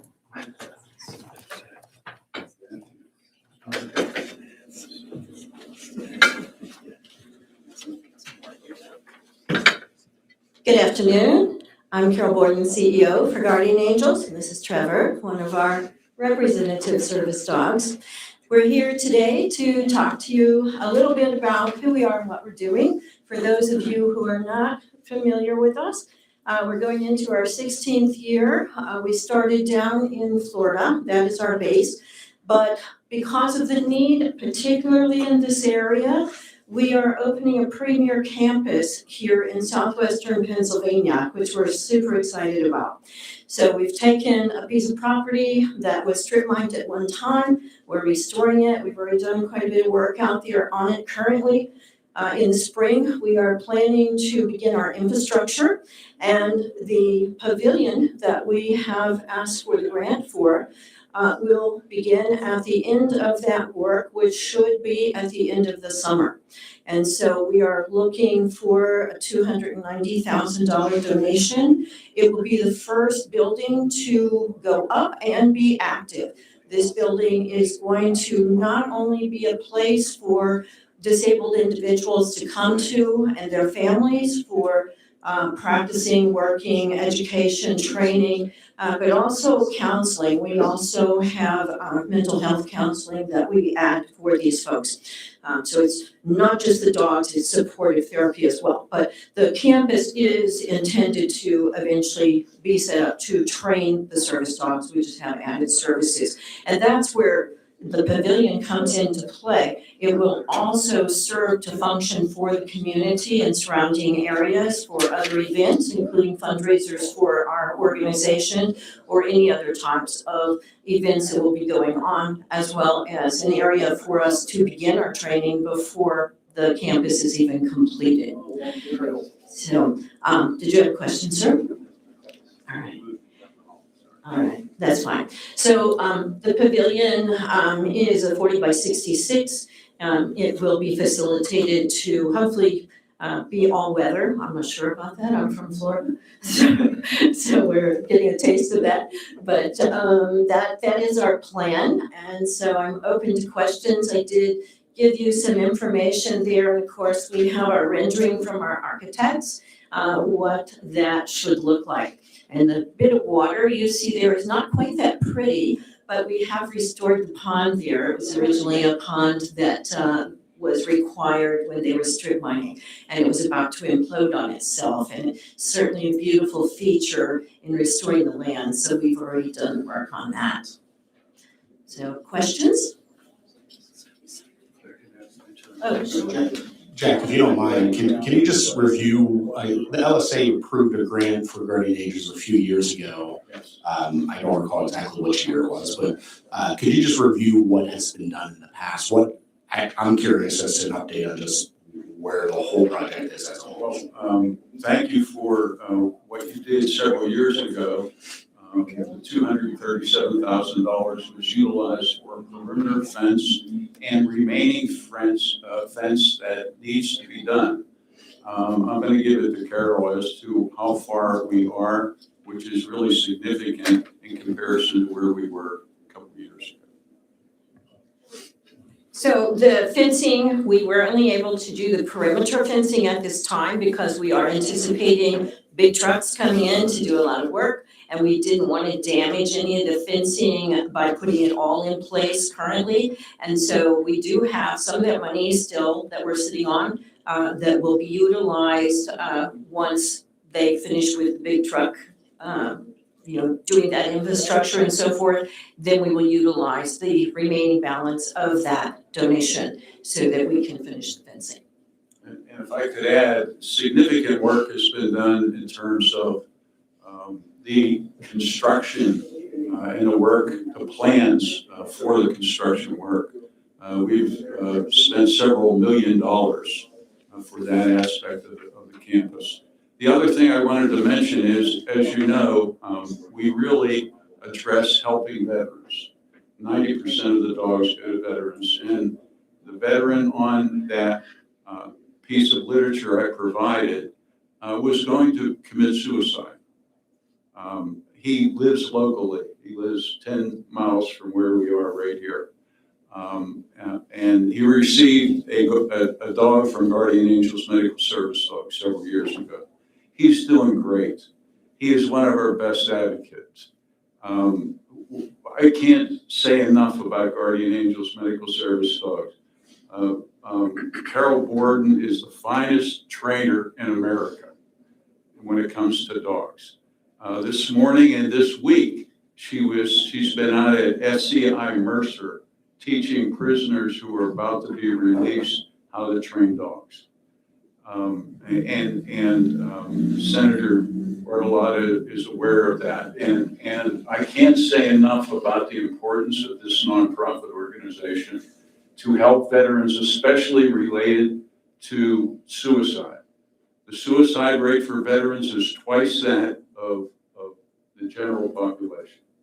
And with 450 dogs already provided at zero cost, we're going to really double or exceed that in the campus here in Washington County. We're honored to be there. All of you have been very receptive to us. Robinson Township of Washington County has been very receptive to us. And this is going to be an incredible project that all of you are going to love once it's up and operating. 16% of your veteran population for the state of Pennsylvania is right here in the southwestern area and also has the highest rate of suicide. So we think that we're going to make an enormous impact here with the entire campus, starting with the pavilion. Okay, thank you. Thank you. Appreciate it very much. Any questions? Thank you for your time. He's a good boy, well trained. He'll come say hello. Okay, next we have Claysville Area Preservation and Revitalization Initiative. Project name is Claysville Facade Improvement Program. Hi, my name is Zach Kavacki. I'm the Vice President of the Claysville Area Preservation and Revitalization Initiative. And we are asking for a grant for a facade improvement program. I'm new to this, so please be patient. What I have here is just an overview. I'll just read it off to you guys, and if you have any questions, feel free to ask. The Claysville Area Preservation and Revitalization Initiative is seeking Washington County local share account funding to implement a Main Street facade improvement program in the heart of the Claysville borough. This program is designed to stimulate immediate local economic activity, job creation, and long-term reinvestment by assisting in at least 15 commercial and mixed property owners with visible exterior improvements that preserve Claysville's historic character. While this is not a single site construction project, it creates distributed job opportunities across the community. Each facade project will directly employ local contractors, tradespeople, and carpenters. Because the work is spread across multiple buildings, the program supports small local businesses rather than a single firm. In addition, improved facade, increased building occupancy, support existing businesses, and help attract new tenants, creating secondary job growth through increased commercial activity along Main Street. At this time, the LSA funding is proposed and is the primary source needed to launch the program. Capri will administer the program locally, and the property owner match funding will be secured prior to the project approval, ensuring financial commitment and accountability.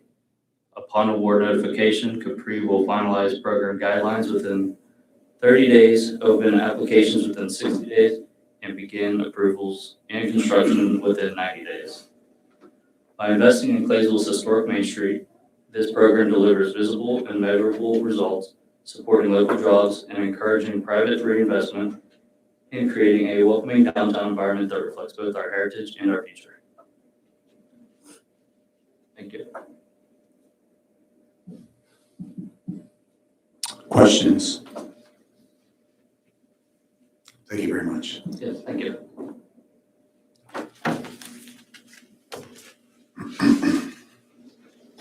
Okay, next we have Avella Volunteer Fire Department. Project name, Natural Gas Emergency Generator.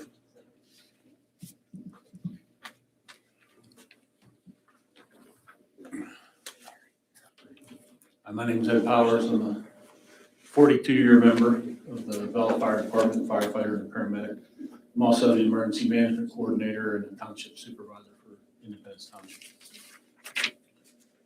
So I'd like to thank you for the opportunity to present this project to you. The Bell Fire Department is requesting funding through the Washington County Local Share Account Program for a critical infrastructure upgrade that would be an 80 kilowatt natural gas emergency generator at our fire station in Independence Township.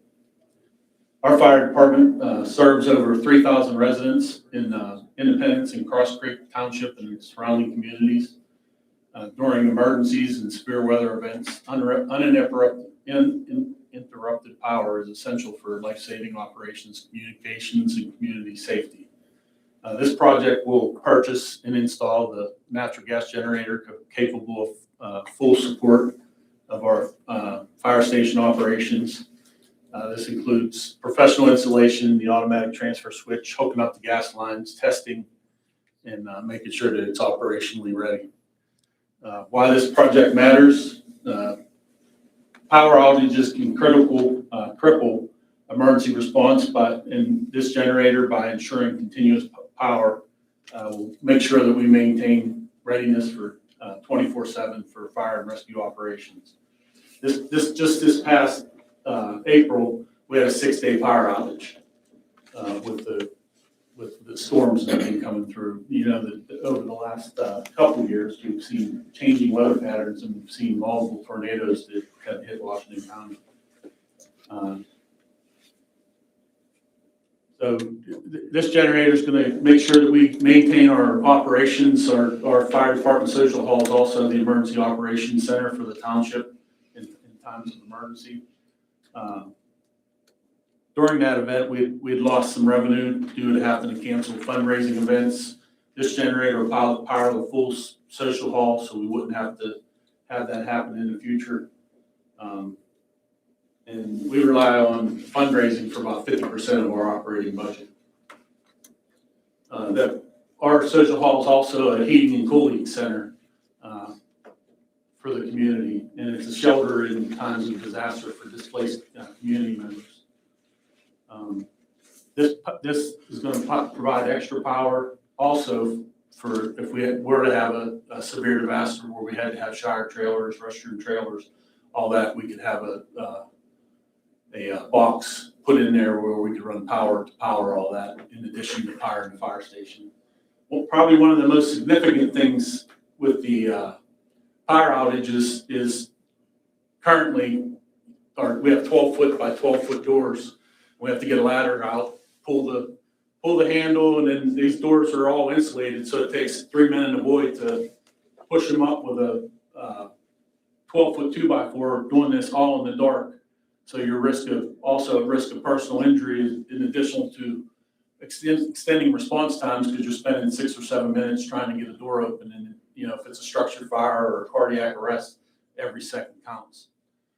So this generator would power all that, and we wouldn't have to worry about that in the future. So this project's going to improve public safety and quality of life, aligning with the LSA program's public interest category. For funding and support, the total project's going to cost about $56,100. Our LSA request is for $41,100, and the fire department's going to fund the $15,000 towards the project. We have strong community backing and municipal support, as well as letters from our senators and representatives. So our expected outcomes will be to provide a reliable, low-maintenance power source using natural gas. It's going to enhance our emergency response capabilities, strengthen community resilience for future challenges. It's going to power the entire facility. We will engage local contractors for installation and ongoing maintenance. Staff will be trained on implementation and maintenance protocols. And then annual maintenance is going to be done within the fire department's budget, ensuring long-term reliability and cost-effective generator performance. And then, of course, we'll have rigorous testing and certification to ensure the generator is operational and safe before deployment. Time to implement the project is probably in the area of 4 to 6 months to order the generator, put in the concrete pad, and have everything installed. In closing, the generator is not just a piece of equipment, it's a lifeline for our community during critical times, and we ask for your support to make this project a reality to strengthen our emergency preparedness for Avella and the surrounding areas. Okay, questions? Thank you.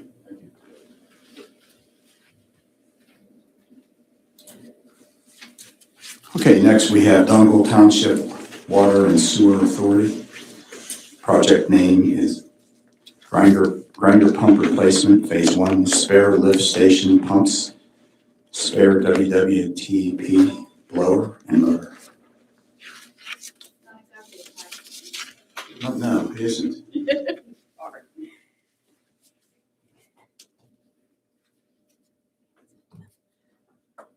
So my name is Terry Carroll. I'm from Harshman CE Group, here speaking on behalf of the newly established Dongle Township Water and Sewer Authority.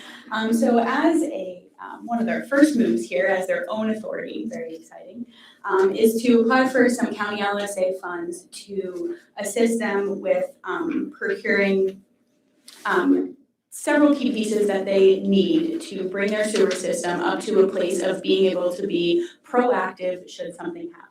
One of these pieces is to purchase several grinder pumps. If you're not familiar, that's those beautiful picture there of a pump that a home connects to, their sewer system connects to, and the grinder pump is used to pump it up to the level of the gravity system. Now, typically what happens is we have one grinder pump per home, but just because of historic reasons, we're in a situation where one grinder pump is hooked up to 4 homes. This goes against authority protocol. This puts liability on the authority to maintain for operation costs. And obviously this is a really big problem because one grinder pump goes out, 4 homes are left without sewage.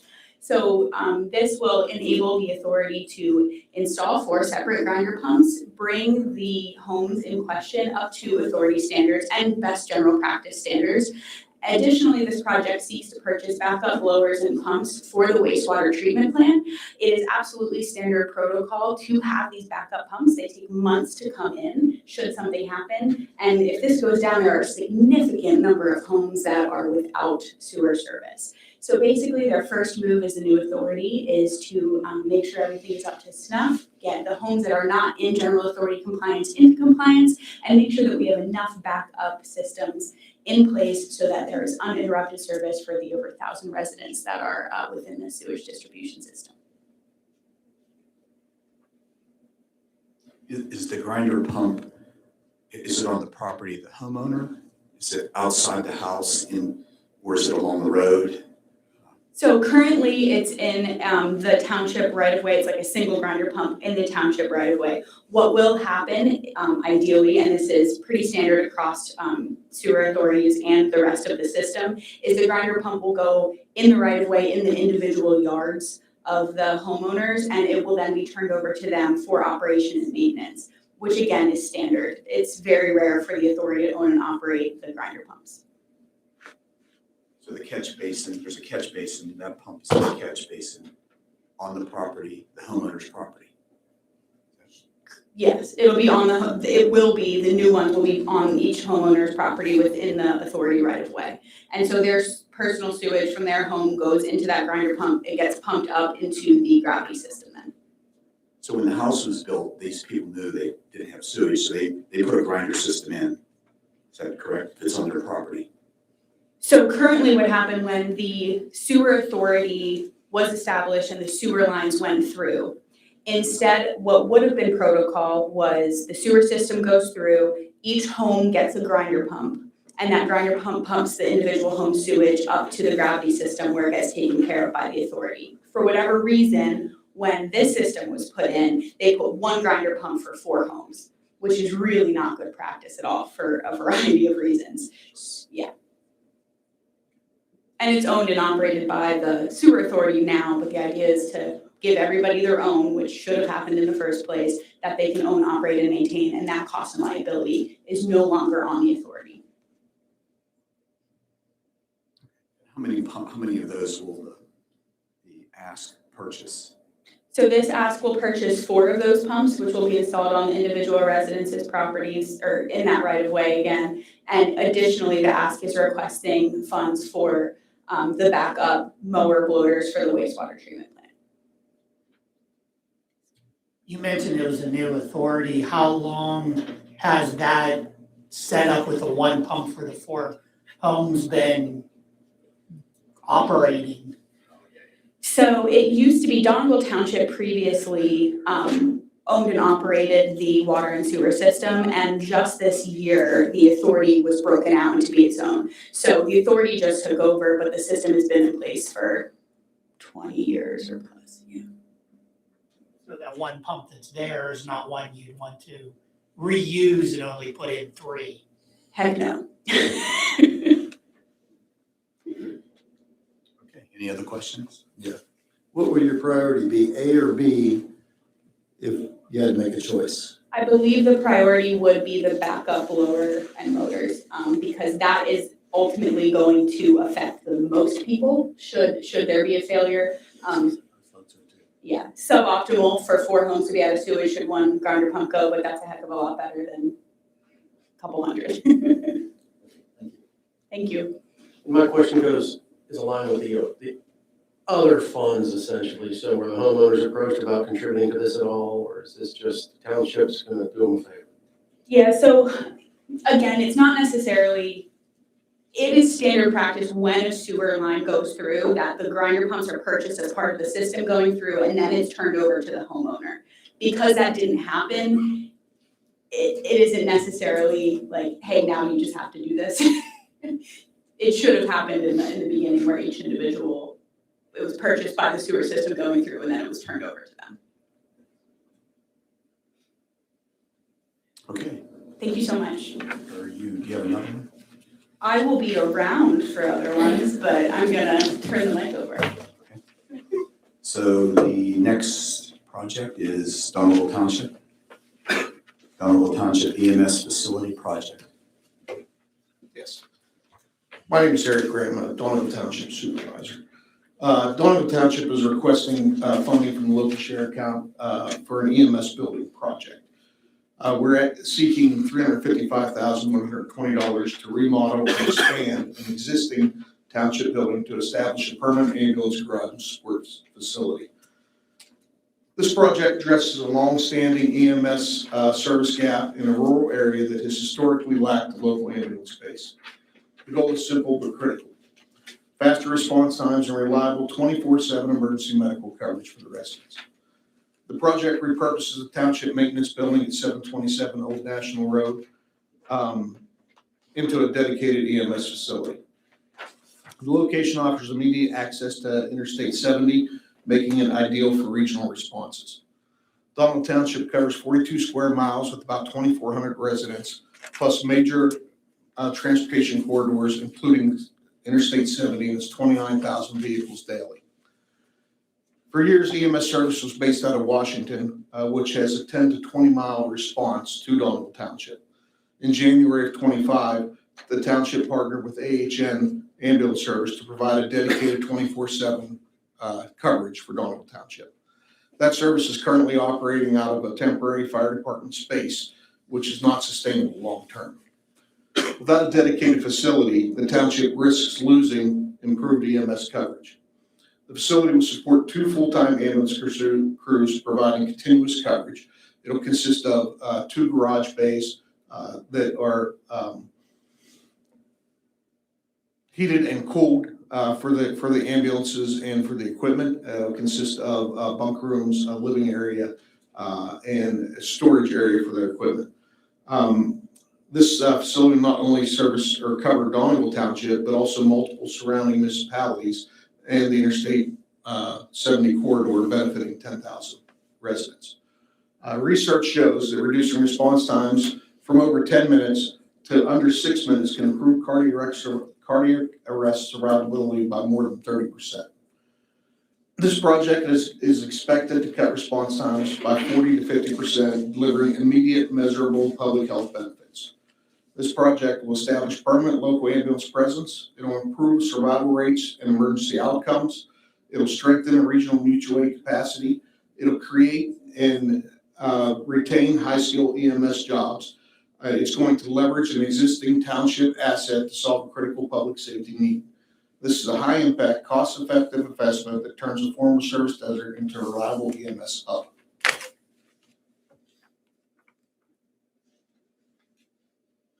How big is Donegal Township population? 2,400 residents in Donegal Township. And where's Claysville in this? Claysville is surrounded by Donegal Township. Right. I mean, I didn't hear you mention Claysville. How do they provide their EMS service? Right now, they're still being provided EMS service by another service coming out of Washington.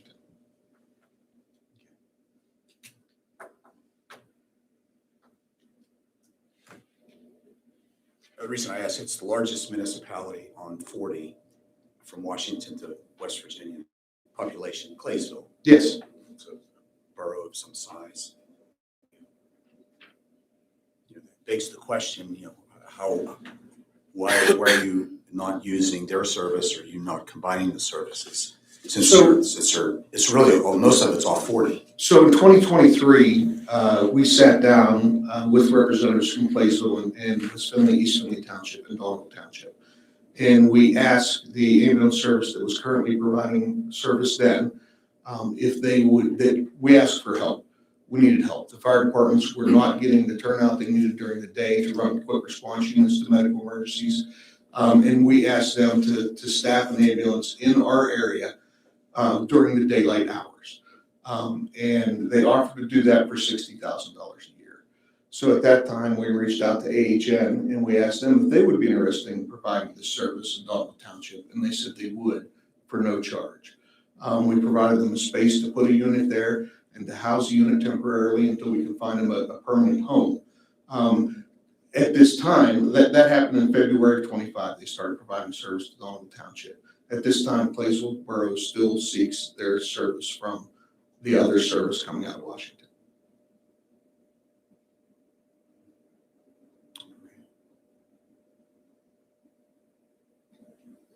All right, any other questions?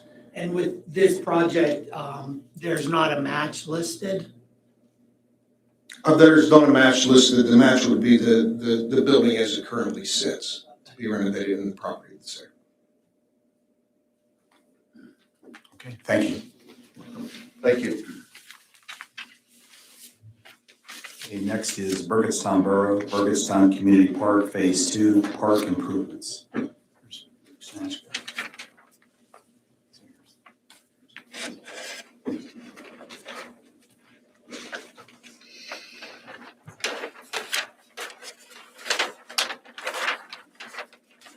All right, I'm still Terry Carroll from Harshman CE Group, but now I'm representing Burgettstown Borough, and with me. Hi, I'm Burgettstown's mayor, Lee Snatchka. So Burgettstown Borough is applying for funding $70,000 from County LSA this year to contribute towards their park project. They already invested significant amounts of their ARPA funding into phase 1 of their park development project. So what that did is provided for leveling, as you can see on the map and in your handout of the phase 1 area and phase 2 area, and also the installation of a variety of ages playground. This has really substantiated their park, and so much investment is going into their park, and they find it so important because currently Burgettstown Borough is an aging population, and in order to stay competitive with bringing in new families and retaining families, park investment in this sort of multi-age community hub is of utmost importance. So what they're seeking now is phase 2, $70,000 for their park project. This will take the phase 2 area, that center red area on their map. It is already leveled and ready for development thanks to the ARPA funding, and they would like to install a swing set and 3 other smaller play structures to continue to be able to round out their park development project. They will be seeking funds through other sources, through DCNR, for example, for phase 3, should this get funded, but this is going to complete a very tangible next phase and provide valuable recreation opportunities for individuals within the borough and obviously those that travel outside. A little easier to understand than the grinder pump one.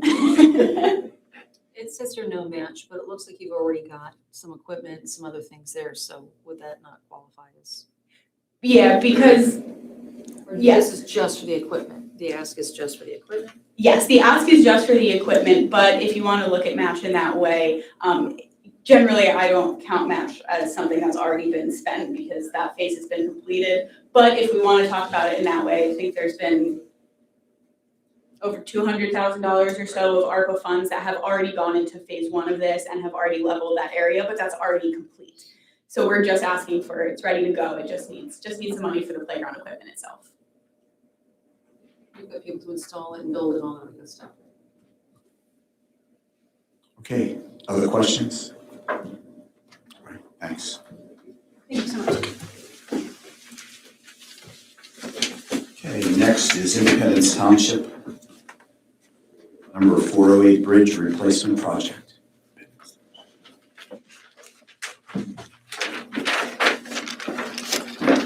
Hello again. You look familiar. Again, my name's Ed Powers. I'm the township supervisor in Independence Township and also the emergency management coordinator and 40-year firefighter there. So we're seeking funding to replace what we call the 408 bridge. And this bridge was put in place, I don't know, probably around 20 years ago. It was put in as a stopgap to keep this road open because of the oil and gas well pads that was along that road. So Range Resources put this jumper bridge in, but it's been in for 20 years, and the steel structure is now failing, and it's built on they didn't do anything with the understructure, so it's built on sandstone foundation from many years ago. And it's now getting to a point where it's almost structurally unsafe. So if we have to fully remove this bridge and then replace it with a permanent prefabricated aluminum box culvert that will significantly widen the road, make it much easier for oil and gas equipment to pass back and forth, agricultural equipment, because this is deep in the rural part of our township and it's all dirt and gravel roads. The new crossing is going to meet PennDOT and DEP standards. support emergency vehicles, school buses, farm equipment, heavy loads, and reduce long-term maintenance costs. The township's going to cover paving and roadway restorations, and grant funds are strictly for the replacement of the bridge structure. Why this project's needed now: the bridge serves residents, farm, school transportation, emergency responders, regional traffic between PA 231 and PA 331. And it's a direct corridor into Bethany, West Virginia, who's one of our mutual aid companies that provides mutual aid for emergencies in this rural part of our township. So inspections have shown corrosion, section loss, structural fatigue, and creating new immediate safety risks. You can see on the road surface is actually 4x6 posts, and we've had to change those every 3-4 years, and it's quite the undertaking to stack all those 4x6s in that steel structure. So if this bridge were to be closed, it would add detour time for emergency responses. It's going to disrupt agriculture, forcing that agriculture to then be on 844, which is a main highway, would increase safety risks for vehicle accidents. And then limit daily mobility for those residents that use that corridor into West Virginia. So the township is going to get. We received $60,000 from Range Resources that we're going to use as the part of the match for this. The total project cost is $207,000. We're requesting $144,000, and then we've secured matching funds of $60,000. In one of the pictures that I have, you can see just across the bridge is an entrance to a well pad. We have strong backing, community backing, official municipal support, and letters from our senators and representatives. Safety, environmental, economic benefits is going to restore safe and unrestricted access for all users, reduce emergency response times, and supports farm to market travel and the energy sector operations. The open bottom aluminum culvert is going to improve stream health, stabilize the banks, and maintain aquatic connectivity for Sugar Run Creek. And the aluminum structure is built of corrosion-resistant materials with a lower life cycle cost and future repairs. Some of the outcomes that we expect would be the project's going to eliminate known infrastructure liability, protect public safety and environmental quality, and leverages private sector funding that has already been committed. And it's going to strengthen rural transportation resilience. For a township with a limited tax base, grant funding is essential to address the urgent needs responsibility. Investing now prevents emergency closures, escalating costs, and long-term harm to the community. We're also going to be seeking other sources of funding for this through the multimodal grant through the state. We respectfully ask the Washington County LSA Board to make the 408 Bridge Replacement Project a top priority for funding. And this investment is going to ensure safety and improve connectivity and strengthen our community for years to come. So thank you for your consideration. Any questions? Questions? Thank you.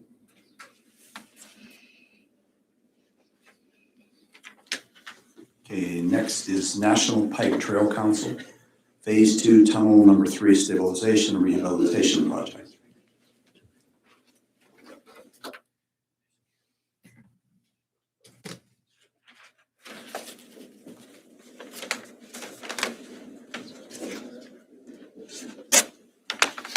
Afternoon, everybody. Hi there.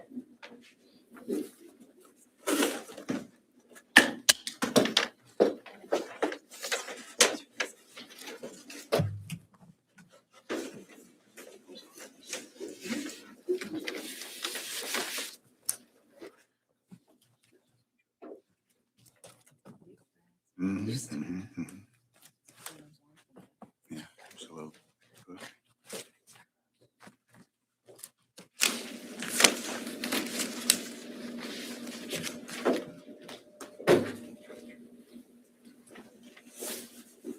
There we go. have some reading material for you guys to take home tonight. Testimony. Yeah, all right.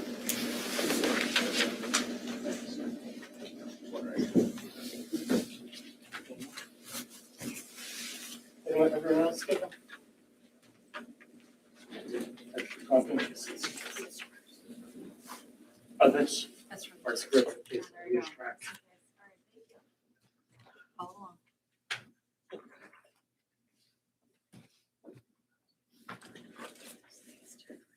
Oh, I can imagine.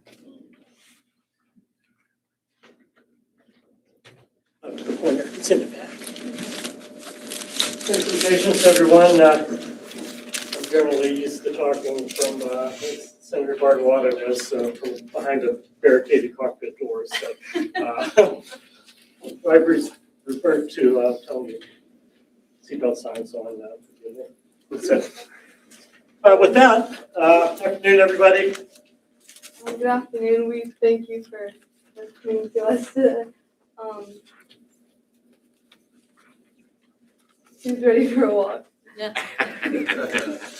So with that, just imagine just a few blocks from here, a trail all the way out to the fairgrounds in West Alexandria. So this is what truly we believe is a regional asset. It is included in the Washington County Comprehensive Plan, the Greenways Plan, and just this week we received funding for a feasibility study for the entire trail from Washington Park to the West Virginia state line. So currently we have 3 miles completed in Buffalo and Donegal Township. So if we were to walk that trail today, we'd have to take a detour over the top of tunnel number 3 because of the icicles, the hazard of falling ice. So this phase of the project is primarily to eliminate the surface water infiltration with the drainage solution at the surface. So this entire railroad or trail was based on the Hempfield Railroad, which once went from Washington to Wheeling and constructed pre-Civil War.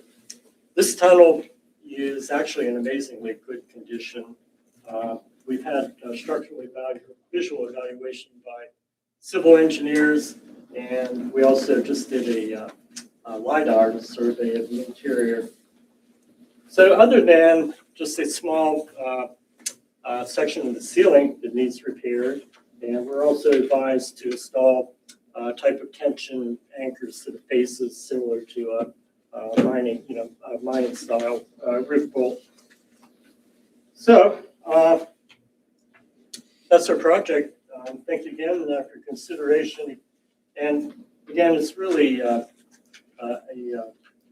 potential regional asset for us. If we could complete this trail, connect the proposed Chartiers Creek Greenways Trail to South Point, then we could connect to the Industrial Heartlands Trail Coalition, and it just gives me goosebumps to think that we could connect to the National Great American Rail Trail. So the return on investment on the trails is well documented from the Rail Trails Conservancy. Annually, the economic impact is like $180,000 per mile. So COVID showed us that the benefit of trails for mental health, physical well-being, and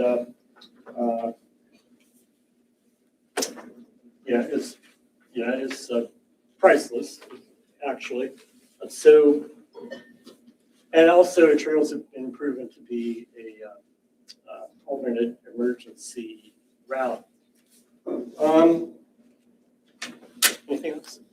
No, I'm Bridget Baker, a third-generation trail advocate. This is my grandfather, Joe Baker. He is the National Pike Trail president. Are there any further questions?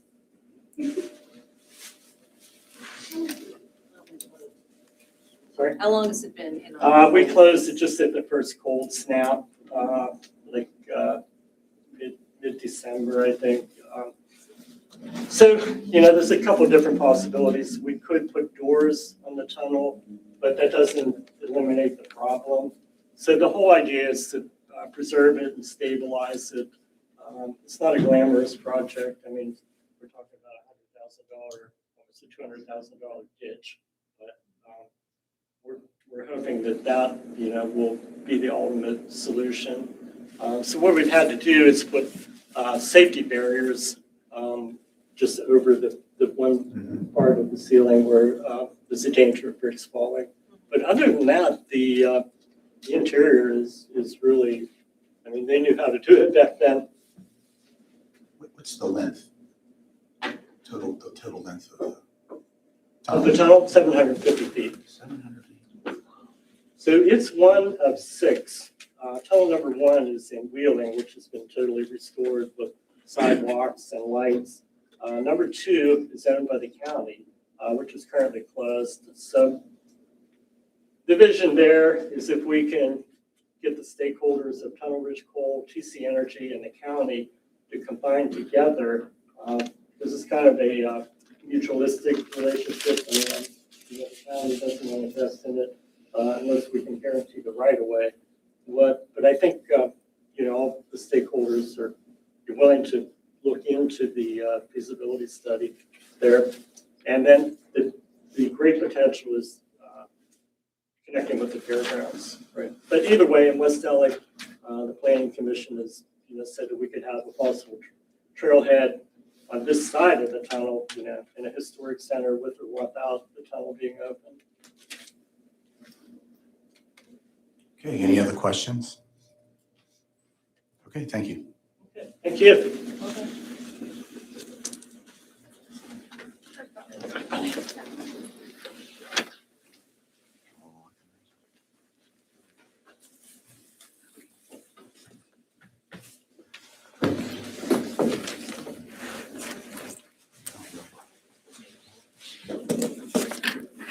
Okay, next is North Franklin Township. Project name, Waterside Park Reservoir Restroom.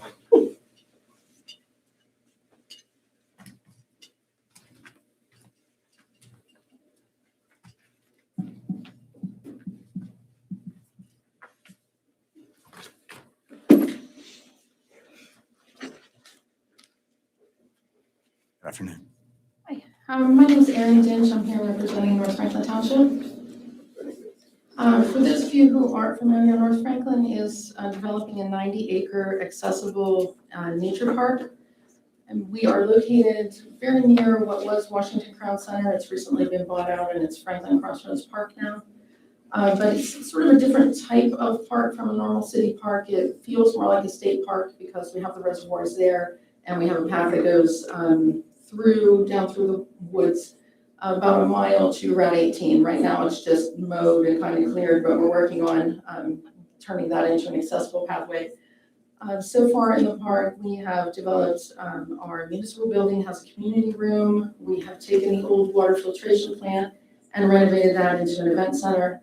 And we have got a concrete walking path that goes around the circumference of Reservoir 2 and is fully accessible. This spring, we'll be putting in pickleball courts, fishing dock and kayak launch with a grant from the Fish and Boat Commission, and additional parking. And we're partnering with the Washington County Historical Society to reconstruct a 1776 courthouse on the property that used to be built across Franklin Farms Road from the park. In the future, we are planning for basketball courts, a playground, and pavilion. And so we anticipate a lot of use in the park. We already are seeing a lot of people down there fishing, walking, hiking, and we had our first event at the event center. As soon as we got it completed, it was in October, and we just put up some signs in the neighborhood and put it on Facebook, and we had over 600 people at our first event. So we're anticipating that this park is going to get a lot of use because it's so convenient. It's not half an hour away at the edge of the county. It's very accessible. A lot of people pass it on the way home. So I've had people ask why we're looking for this size and type of restroom. This type of restroom was recommended to us by the DCNR, our regional advisor, because they're made out of concrete. So they are basically vandal resistant. You can't set them on fire if they're flooded because we are kind of in a floodplain. You just hose them out and ready to go again. So they're basically almost indestructible. As far as the size goes, with the event center, you can put 275 people at tables at the event center, and we've had a lot of interest in people wanting to rent it. And then we also are going to hold festivals and things for the community there. I mean, we could have 1,000 people there at an event. We need a larger restroom than most parks would tend to need. I had someone say to me, well, you know, Mingo puts those little restrooms, it seems like every few hundred feet they have another one, which is great if you're at Mingo, but they are composting restrooms. And so they are vented out the roof with a vent stack that takes all the fumes away, so you don't smell them if you're in the restroom. But we are located right across the creek from our commercial district. We're surrounded by business on one side and housing developments on 3 other sides. And so we can't really vent the smell into their yards and homes and businesses. So we have to have a restroom that connects to water and sewage. When you're connecting water and sewage, you have to run all the pipes, utilities. You have to be in a location where you can reach the sewer line and have it gravity fed, so you don't have to get into a grinder pump situation. So we found, after working with the engineers and the park designers, that we are better off building one larger restroom in that end of the park, making those connections, and that will serve all the needs of that end of the park. I think that's basically it for me. One other thing I wanted to add, we did get a $75,000 grant from the state LSA, and I just spoke with our regional advisor for DCNR because they're opening their grant round, and he advised me to put in that he believes DCNR will also help us fund it, so even if we could get partial funding from the county LSA, that would be fantastic.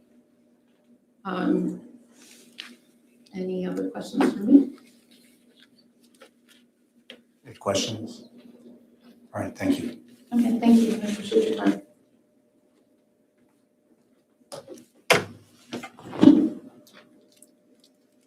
Okay, next is Mon Valley Hospital. The project name is Penn Highlands Mon Valley Da Vinci Surgical Robot and Surgical Operating Supplies.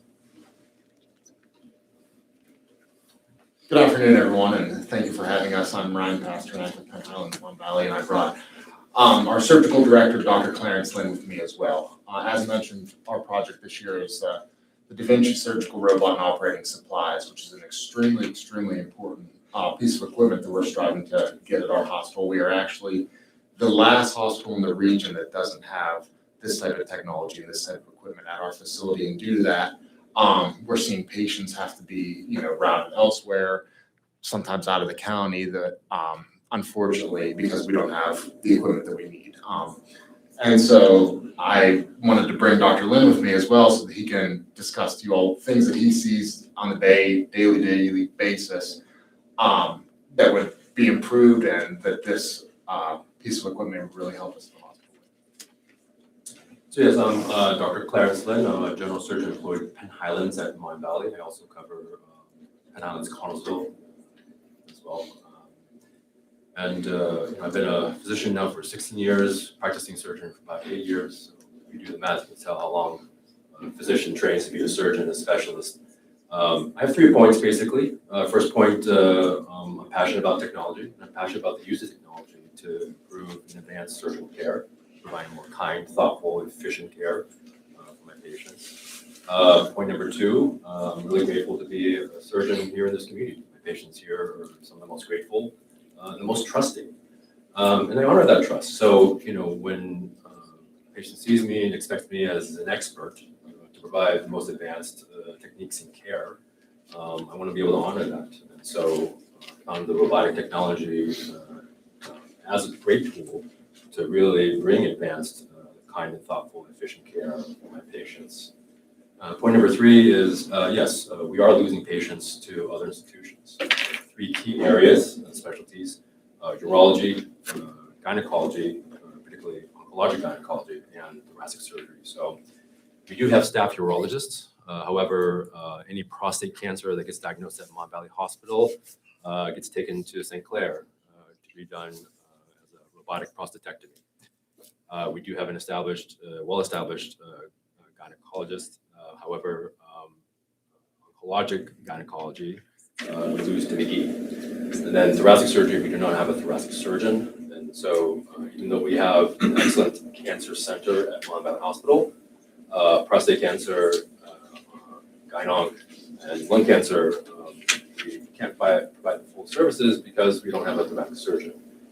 Well, why is the robotic technology piece of that? Well, any trained new provider, surgeon, has been trained on the robot and almost exclusively on the robot. So recruiting a specialist to provide these services, this technology is a critical piece in terms of recruitment and attainment of these specialists. They will not come to nursing schools does not have. So I appreciate your consideration and thank you for the opportunity for supporting this program. Absolutely. And, you know, as Dr. Lynn said, we're really thankful for the opportunity to be here. And we understand that, you know, in healthcare today, it's financially a challenge, and we understand that we have, you know, a larger ask, but we would be appreciative of any support that the LSA could provide us. Thank you. Questions? I forgot to mention, yeah, so I think thoracic, we lose to Jefferson. So all three are like out of this community, out of this county. So I was a little confused by the numbers in the application. Yeah. Several quotes for several different things. Absolutely. Yeah. They don't add up to the same thing that the ask says. So one of the quotes is $1.9 million. So are you, I guess my question is, are you leasing or buying the robot? Correct. So this is a rent to buy situation. Okay. The reasoning behind that, this is ever evolving technology. We want to make sure that we put ourselves in a position to have the most up-to-date technology. So having the rent to buy option allows us to potentially upgrade and get the most up-to-date technology. Additionally, as I mentioned, with the challenges in healthcare financially, if we were to go forward with a full purchase of this Da Vinci robot and all surgical supplies needed, it would be a multi-million-dollar project. And so going with rent to buy, we know that, you know, we have excellent surgeons at our hospital. Just getting this equipment in the door, our service line of surgery will be able to pay for it and make money for our hospital, in addition to the job creation, the patient satisfaction, you know, retaining patients, keeping them all locally. So that is the reasoning behind that strategy.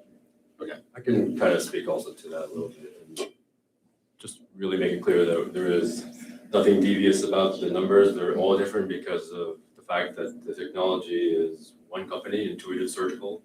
They offer basically only three options for acquisition of technology: outright purchase, capital purchase, a kind of rent or lease to own, and then what they call pay-per-click. So like you only pay for what you use. So every time you use a case, it charges a one-time fee for the use. Well, what's in behind that is basically a shifting spectrum of risk. Who's taking the most risk on this? So when you do an outright capital purchase, the institution takes pretty much all the risk. When you're in pay-per-click or pay-per-use, basically Intuitive takes all that risk, right? Because effectively they're giving you they're trying to do the razor, you know, cartridge model where they're giving you the robot for free, assuming that you're a high volume institution that has a lot of surgeons who want to use the robot and therefore make it up in the amount of clicks. And then kind of in between, which is the kind of rental model where, you know, you don't have to take the full risk as an institution in capital purchase, where you have the option to kind of buy out in these shorter term leases with the expectation maybe to buy. I would say with the advancement and the quick advancement of the technology, the turnover for generations is about 10 years. So the last generation, which is XI, newest generation is DV5. XI came out in 2016. So now we're here in about almost 10 years. And so anyone who made a capital purchase of the XI 10 years ago is now stuck with that. And it's not really a great way to use it or what to do with it. Now, what's interesting is that like Uniontown recently acquired the robot, but they were part of WVU. And so how they acquired the robot, actually, it was Ruby's capital acquired robot probably. And they gave it to Uniontown while they got the DV5 on the pay-per-click. So the reason why there's like kind of these three different quotes, three different payment structures, it really is about risk. You know, I've been trying to engage with Penn Highlands and, I think the C-suite is a bit risk averse. And so trying to engage with them to convince them probably what the least risk model is, but then the problem is working with Intuitive as well. So, we kind of have to try to find a way to convince them that this is a working, viable thing, or kind of let them see that this is a viable thing, and then we can get their full engagement. Okay, thank you. Yeah. Thank you. Thank you. Okay, next is Mariana Borough, Mariana Mine 58 Memorial Park Development.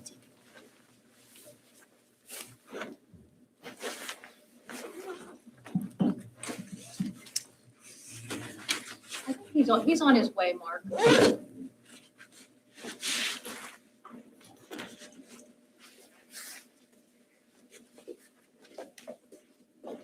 So,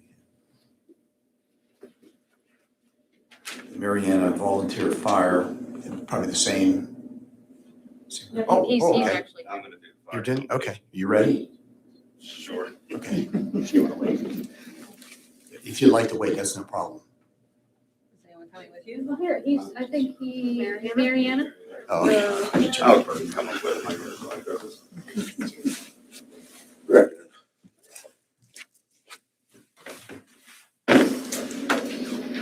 How are you all today? We're not late, we were just a little bit. Pardon me? We're not late, we were just. Okay. Sorry. No. Yeah, like I was telling him, we had a water issue pop up at 250 here. Yeah, so I was all dressed and I didn't go and change clothes again. Fun. We're ahead of time. Don't worry.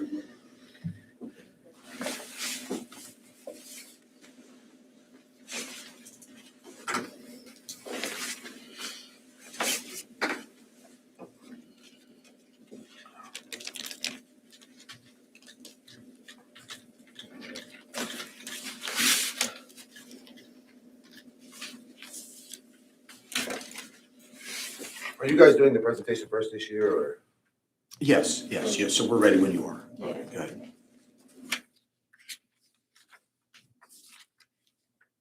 This is Zach Smith, he's the president of the Mariana VFC. I'm Jeremy Berdinelli. We are seeking a piece of rescue equipment. As you guys know, there's a very large shortage of volunteers anymore. And their equipment, they have rescue equipment to get, what is it called, the jaws of life? I don't know the proper term. It's for extrication purposes, for cutting cars, if somebody's in a wreck and we have to remove doors, roof, hood, anything that's impeding us from accessing the patient. The piece of equipment's around 250 pounds. You know, with the lack of volunteers, it's really hard for us because we don't have a ton of volunteers that are out there helping us, especially during the daytime. Most of our members are clearly working, so we run into problems where the car drives off hillside and they're 800,000 feet off the road over a hill. We have to drag a 250-pound machine down over the hill within 50 feet of the vehicle because the hoses are limited to 50 feet. And it's a minimum of 2 people to carry the power plant for that. The battery powered equipment is so up to date. It could be one person carrying it over the hill. I mean, it's one of those things. It would just be so it's just critical time saving, like, especially in that situation. You know, every second counts. And the tools have so many purposes. You know, vehicle rescue, you have forcible entry. There's so many things we've done with them outside of traditionally just cutting a car apart or cutting a vehicle. They're just really beneficial. And unfortunately, most of our mutual aid companies around us don't have them available, most of them. And I'm shocked considering a lot of people are leaning towards battery powered equipment now. They still, financially, I don't think a lot of us have the money just to spend on that. You know, and our equipment's dated. It's probably 25 years old, 30 years old. And it's just to a point that we need to update. And, you know, financially, we don't get a whole lot of support locally. We're in a pretty poor community. You know, statewide, we don't get a whole lot federally. We don't really receive much. So most of it comes down to fundraising, and we do what we can. It's tough. It really is. It's a financial burden. If I could also touch on this, during the day, because I work in a municipality, there's hardly any volunteers. So this piece of equipment will be crucial. Plus with the mutual aid benefit. I mean, we work with all the neighboring municipalities, VFDs, East Bath, Ritchieville, Cookburg. So it would benefit multiple, companies, not just Mariana. I think I did the census, a head count of all the communities it would benefit. I think it would be like, what, about 8,000, 10,000 residents this would benefit. It'd be truly helpful. Because like he said, lugging this antiquated equipment over the hill with not adequate staff, it's just becoming nearly impossible. Plus you get injured. Yes, that's a good point as well. A lot of That's a volunteer very guys good are point as a lot well. older. And Yes. that's all you got going. So Yes, you're gonna hurt somebody. Trying to do this. So what's the difference between this antiquated piece you're talking about and the new one you're looking to? The to new get? one would be battery powered. Got it. One person can carry it. Very good. It's a little heavy, but it's nothing compared to, like I said, you're on a leash of 50 feet. You have to go so far.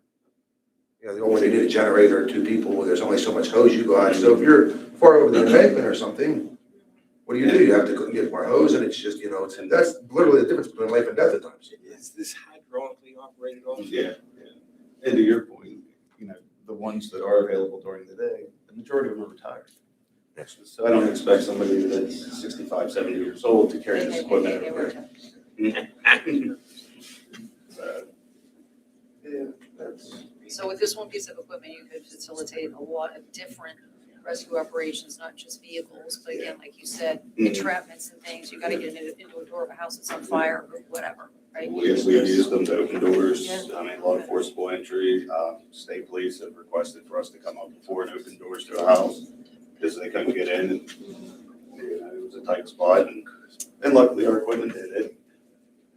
This is the state police too. If it's a violent situation, you have one person there instead of two now. So you're not putting two people at risk. That's another added benefit. Be it, You can get in and out a lot quicker too. yes. The budget in the application indicated $2,000 match, but you didn't indicate where that's coming from, who's providing that. Can you explain that? Yes, the fire company was gonna provide the match. They wanted to provide more, but with the limited funds, that was. Right, I'm not asking. No, for the no, amount. just yes. I just want to make sure. Yeah, we Where? covered. Yes, sir. Well, what about the other fire departments that are around you that would be utilizing the service of this? Would they pitch in anything, even minimal? $500? You got a lot of. What would be your viewpoint on it, maybe having a regional fire service where you could benefit by sharing equipment? We do now. If we have anything comes up, like Mariana Borough, if we only have 3 people that show up, but we know we're gonna need more, we're immediately calling Coburg, Ellsworth, East Bath. We have about 9 different mutual departments.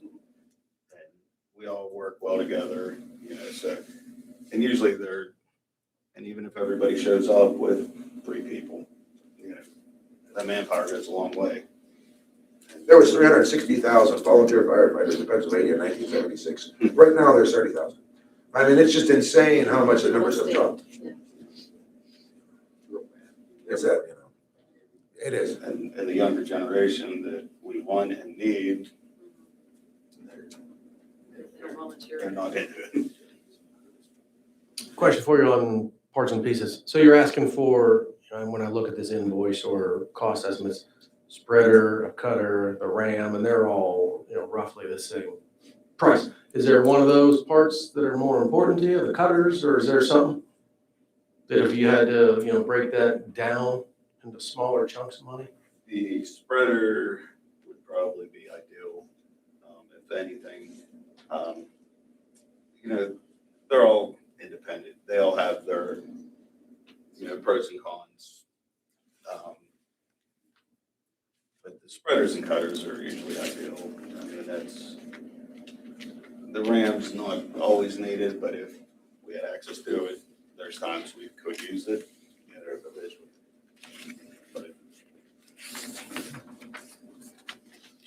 Okay. Any other questions?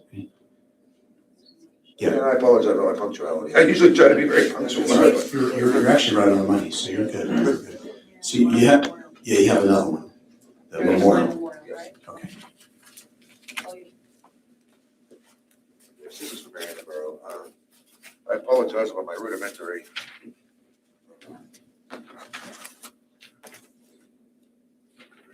In 2012, we bought 120 acres off of Bethel Mines Corporation. We're getting ready to move our municipal building down there. Actually, that is starting this month. In 2022, Washington County was kind enough to give us $250,000 for an 8-foot wide, 3,012-foot paved walking trail. It is right here. It circles the property. There's a dog leg down there. It's actually very nice. Our new municipal building is going into this building right here. And we're trying to develop this into a park space because the problem is a lot of the children in our community do not have vehicles. You know, sad to say, but they're latchkey kids. And Mariana is far away from everything. Unfortunately, we're 10 miles from our own exit. You know, so that's a very big Achilles heel. There's nothing in the area. Everything, you know, that we are given, we maximize it to the fullest, you know, potential. Every dollar, we squeeze every red cent out of everything. We're going to put a municipal park here. We would like to put a pickleball court here. I mean, 5 years ago, this was a blighted eyesore. You know, we had a contractor come in. He was kind enough to donate around $50,000 worth of earthwork, moving the property around and getting it cleaned up for us. You know, we've had a lot of good people step up to the plate and try to help us make this a realization. You know, it really has in the last few years. Our basketball court was put in 1995. It's showing its age. There's nothing, you know, there's just nothing left to it. You know, and as a municipality, we do not have the money. We would love to, but we don't have the money to put into this. You know, we barely have the money for day-to-day operations. You know, we're fixing water lines ourselves, sewer lines. We're trying to do everything we can in-house. You know, and that's why I understand other things are important, but, you know, we actually have, you can ask Zach, he can attest to this. We have many kids in the community who still come outside and play because I always complain about this, you know, and I think we're the exception, you know, to the rule today. I mean, there's kids riding their bikes constantly, doing stuff outside, you know, and they just have nothing to do. You know, they used to use the basketball court, but it's basically inoperable anymore. You know, since we put this walking trail in, there's people coming from all kinds of different communities. There's people coming from miles away to utilize this, you know. It's true, if you build it, they will come. And we want to have something this is going to be our new community hub. How many residents? There's about 2,000 with the Vernon Township. You know, it's really beneficial. I mean, there's people coming from all over the place. Greene County to use a walking trail, Washington County. You know, it's really amazing. It is. You know, it's nice. You know, like I said, we're refurbishing an old mine building into a new municipal building and community center. That'll be the hub of everything. We'd like to put a pickleball court next to it. You know, rehabilitate the basketball court. You know, put in a lot of other amenities, which we had, you know, the application, you know. People come here and fish, you know, it's a very desirable spot. You know, we have nothing else, so we're trying to, you know, make recreation our key. Did you break it down into phases? Could you do with a chunk here, a chunk there? Yes, that's what we've been trying to do. I mean, we can take whatever, you know, we'll get, you know, you give us 25,000, we'll try to get $50,000 worth of stuff out of it, you know what I mean? We try to do the best we can out of what we have. And we have a master site plan. We actually, when this program was first implemented a few years after, our municipality got money for a master site plan. And it's really neat because, I mean, I can't take it off the wall anymore, so I just took pictures of it. It's actually nice seeing something that was created in 2012 start to come to fruition. You know, it's actually. A similar question, because again, in your budget, you indicated a $10,000 match, but don't indicate where that is coming from, in-kind service or donations or anything. In-kind service, if we have to, we can take it from the municipal coffers. You know, we planned on in-kind, but we can definitely use the municipal coffers if need be. Okay, any other questions? We have an annual music festival here as well, too. We thought it was actually going to bomb last year because of the weather. And by the end of the night, we ended up with almost 1,000 people. You know, it's actually becoming very desirable. It really is. Absolutely. Okay, thank you. Thank you. Thanks. Have a good afternoon.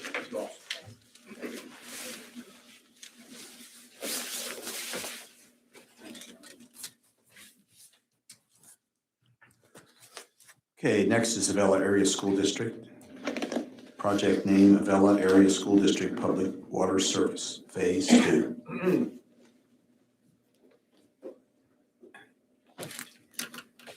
I don't know if you guys are accepting any information, or you guys just want to No, yeah. We've been accepting all day. I was wondering. We got a little bit.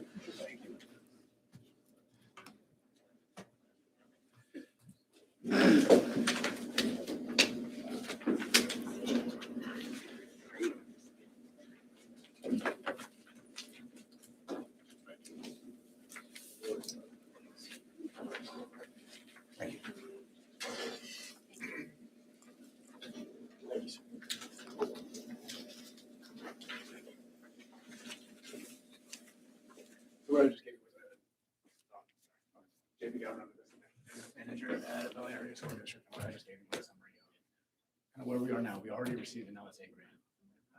Yeah, you might want to check the mic so we can, there you go, pull a little closer. Is it on green? Green light? Yes. Good, okay, there you go.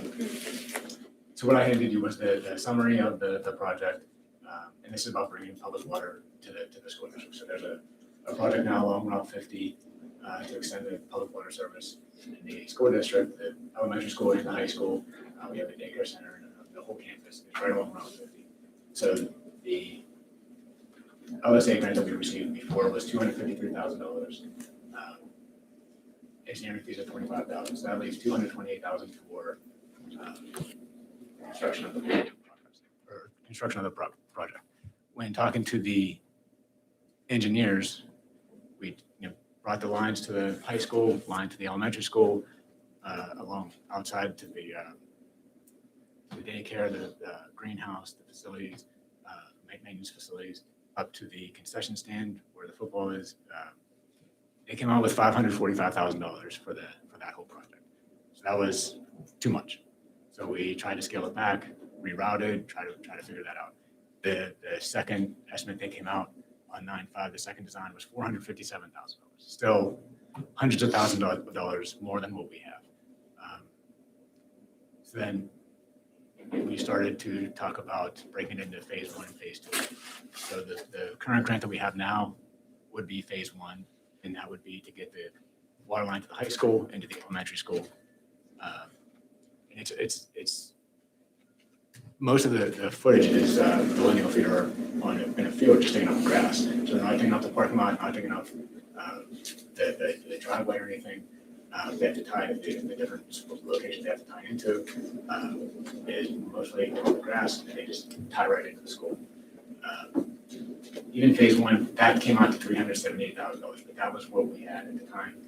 And the phase 2, this current application would be taking the line from, it's going from into the elementary school and then extending it to the rest of the campus and getting it up to the daycare center, which I guess loses water pressure. Right now we have well water. The pipes in the ground are 50 to 80 years old. We've had 2 water pipe breaks in the last 2 years. Only one was over the summer, so it was no big deal to the students. The other time, the elementary unit froze and sent the students home. The daycare center, I believe, loses pressure, especially on days like this with the cold weather. They lose pressure. I know our wastewater system, they have to bring in heaters and make sure it doesn't freeze. So the phase 2 would be taking it from the elementary school up to the daycare center, new lines, adequate water pressure to the daycare center, the greenhouse, the facilities and maintenance, storage warehouse, up to the installing a fire hydrant on the backside of the school. Phase 1 would put a fire hydrant in the parking lot between the 2 schools, so we would get a fire hydrant and 2 yard hydrants, I guess whatever they're called, to access water at the field. Even phase 1 being what we thought was high. And speaking to others in the community, they think it's high. Alex Paris is in the community. He thinks it's a high estimate because it's not taking up any of the pavement. Phase 1 would be high. Phase 2 seems to be a little bit more accurate.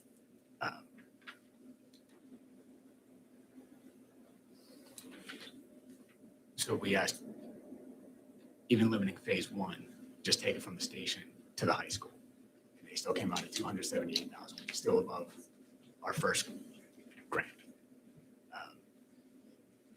So we're trying to manage what can we get with what we have. And this application, the phase two, is assuming phase one goes well, is extending it to the rest of the campus. Because right now they would still be cut off and they would still be using the old pipes and still would not have adequate water pressure. Possibly because the size of the pipes were installed with well water instead of the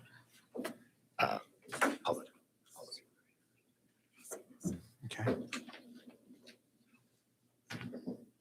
Okay, questions?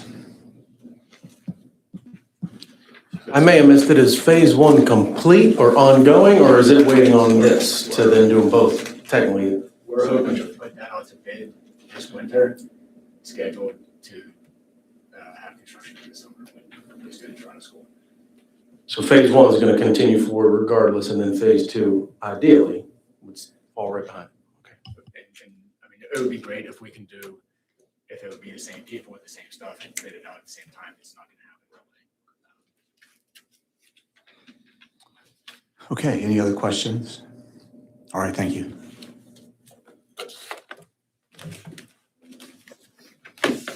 Okay, East Beth Township.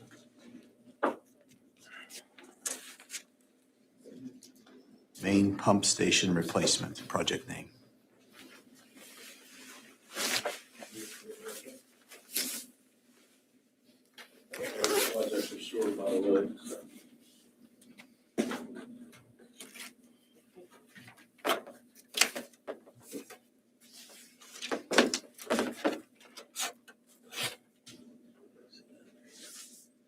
My name's Stephen Eby. I'm with Whitmer Engineering. I'm here representing East Beth Township. We'll actually kind of combine. We have two of them back to back. They are the same, pretty much the same project. The second, we'll go to the second one first, really. It's to upgrade this pump station that sits right on the edge of town right now. The problem we're having is we don't have a SCADA system, so there's no alarms there. The only way we get notified is we have a manhole that will overflow. So nobody gets backed up, but it does flow out the road. Somebody calls and we go down. We do not have by DEP requirements, we don't have a generator. It will kick on automatically. It does run, but we physically have to get down there and turn it on to operate it. So the second one is actually to put a SCADA system in and generator. So basically we'll finish that one. And then the main thing is you can see by the old fashioned Smith & Lewis pump stations, it's all rusted. New ones are fiberglass with all the moisture that's gotten down in it over the years. It's just, it breaks down and that's what overflows, causes everything to just multiply down the road. I got a call, questions about the application. Yes, we can do number two without number one, but when we do, eventually get number one, I've got to pull the generator. I got to move everything basically to go in and replace the pump station. I have in there. We do have 200,000 that you gave us a few years ago. We have 100,000 match from the authority bank account. So we're just looking for the remaining 287. The pump station covers 640 customers in downtown East Beth, along with there's another pump station down by the water company that piggybacks to this one, and then it sends it over to the plant over here. The idea also to go with this is we've been in contact with East Beth School District, top of the hill. They have a sewer plant that's under DEP consent right now. If we can get this upgraded, then we'll continue talks with them because they have to go to that pump station to get into the plant. So right now, with our issue with sewage out on the street, I'm not under any consent. We have, we do notify DEP, when this happens, but that's so far that's as far as it's gone. They know we're trying to get it fixed. so they're not writing us any citations just yet. So those are those two projects. Any questions? Okay, questions? So you have two projects, is one of a higher priority than another? Yeah, well, yeah, the one, we like to just do the whole thing. The second project is in the first project. So the generator and the SCADA were included in the first one. But, it is important to get it done. So we actually did two applications, downsized it. But, the main thing is I do have 200,000 of your money already set aside for the pump station. So, and I think it expires this year. So if we don't get awarded it, we'll probably have to apply for an extension of some sort. See if we can, do it again next year or get the authority to save some more money and try to make up the, come in next year with a little less application fee or something. So can you talk about why wasn't that 200,000 used? I mean, can you not do it with? I can't do anything. The pump station alone, we didn't install 300,000. So I just don't have enough to get the whole thing completed. If we're going to go in there and tear these units are made in 6 feet. So when you go down 6 feet, you just dig around it, unhook it, you lift it off, and put it back in. It's all one unit. And then it's all the electrical work that has to be done to hook it up and so forth. So it's basically one project. Theoretically, I could go in and eliminate the generator cost of it, but it doesn't kick on automatic when it does break it out. We do have problems down in East Bath. Either I find out first or the water company. We both use 3-phase electric down there. So, we'll call the fire company and they'll say, well, we don't have any outages. You got one leg out. I'm down, water company's down, and they have to go down and find out where that break in that leg is. So everybody in town can have electric, but I can't run my pump station. I don't have the third leg's not running. So it'd be better cost efficient wise, because, to do the whole thing at one shot. But if we can't, we just, rather DP come back from me. I just threw the second one in there to keep that. Okay, any other questions? Thank you. Okay, next we have Center West Joint Sewer Authority, Centerville Borough. Project name is Gillis Road Sewer Extension.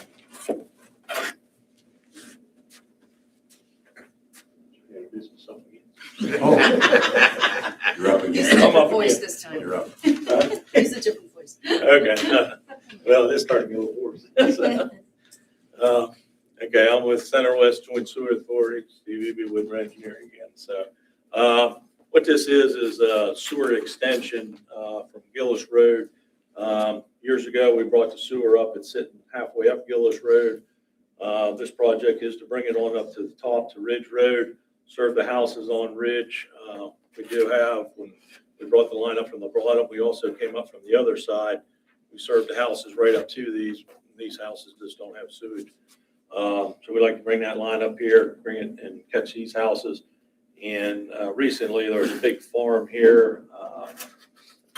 I forget how many acres. It was an older lady that sold it. And we're in talks with the guy that bought it. He'd like to do a subdivision, but obviously you can't do that without public sewer. So what we're doing is asking to extend that sewer line up there. That'll get to his property to where he'll have to sewer his own property, obviously, but if we can get it to his property, then he can do a subdivision and it'll help the borough out with some development. Pretty straightforward. Any questions there? Questions? Get you back on the schedule. Thank you. Thanks. The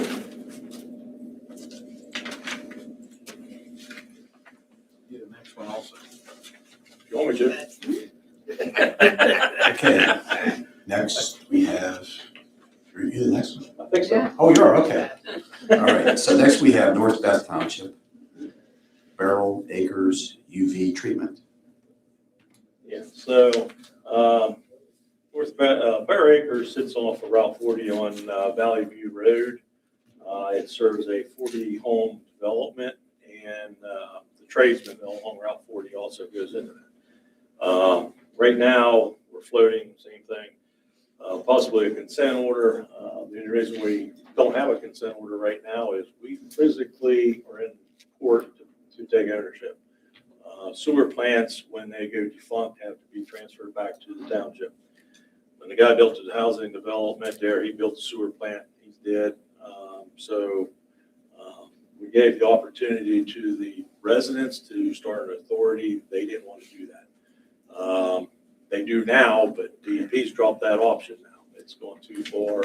So North Bath Township is going to take ownership. But obviously, with 40 homes and the size of North Bath Township, they don't use taxpayer money that they get from everybody for those 40 homes. So what's going to happen is when we take ownership, that's going to be a self-sufficient plant. And 40 homes on a sewer plant, it's going to be pretty tough. Last year, you guys gave me $64,000. First thing the DEP wanted me to do was fix the EQ tank. That's where the sewage comes in. Big tank, mixes it up, and runs it into the plant. So all the material is in order. I got most of it in, so probably everything's 2 months. That's it. And I told DEP that. So the next thing they want to do is fix the UV system. There's this little string that runs through that community. Right now, we're just using chlorine pucks to throw in there. In the summertime, they can smell it and everything. They don't really complain because they know it's there. There's nothing we can do. We have to do that to treat it. So that's the next step that DEP wants me to do is build a UV channel, install that as treatment, and we'll just keep picking away at it. Once we get ownership, we're looking to our rates to be over $100 a month just to get some money in the bank, and hopefully we can not have to keep coming in here. Right now, we're just the money we have match is in the bank. That's been for the last couple of years overseas. But everything is falling apart. It's an old system. So that's what we're asking for. And I know I told you last year. Last year was kind of funny that was the first time that North Bath Township had ever come in here. They hired me as an engineer. I said, "We'll apply for a grant." They didn't have any idea what I was talking about. So they were very grateful with you guys to, when they got money. I said, "Hey, you got your grant." They were like, "Wow." So and we do have the actual township is applying for state LSA to do other projects where we're just kind of using the county one for the sewer plant right now. Okay, questions? Thank you. Okay, next is Washington Steamworks. Project name is Steam Programming in Washington County.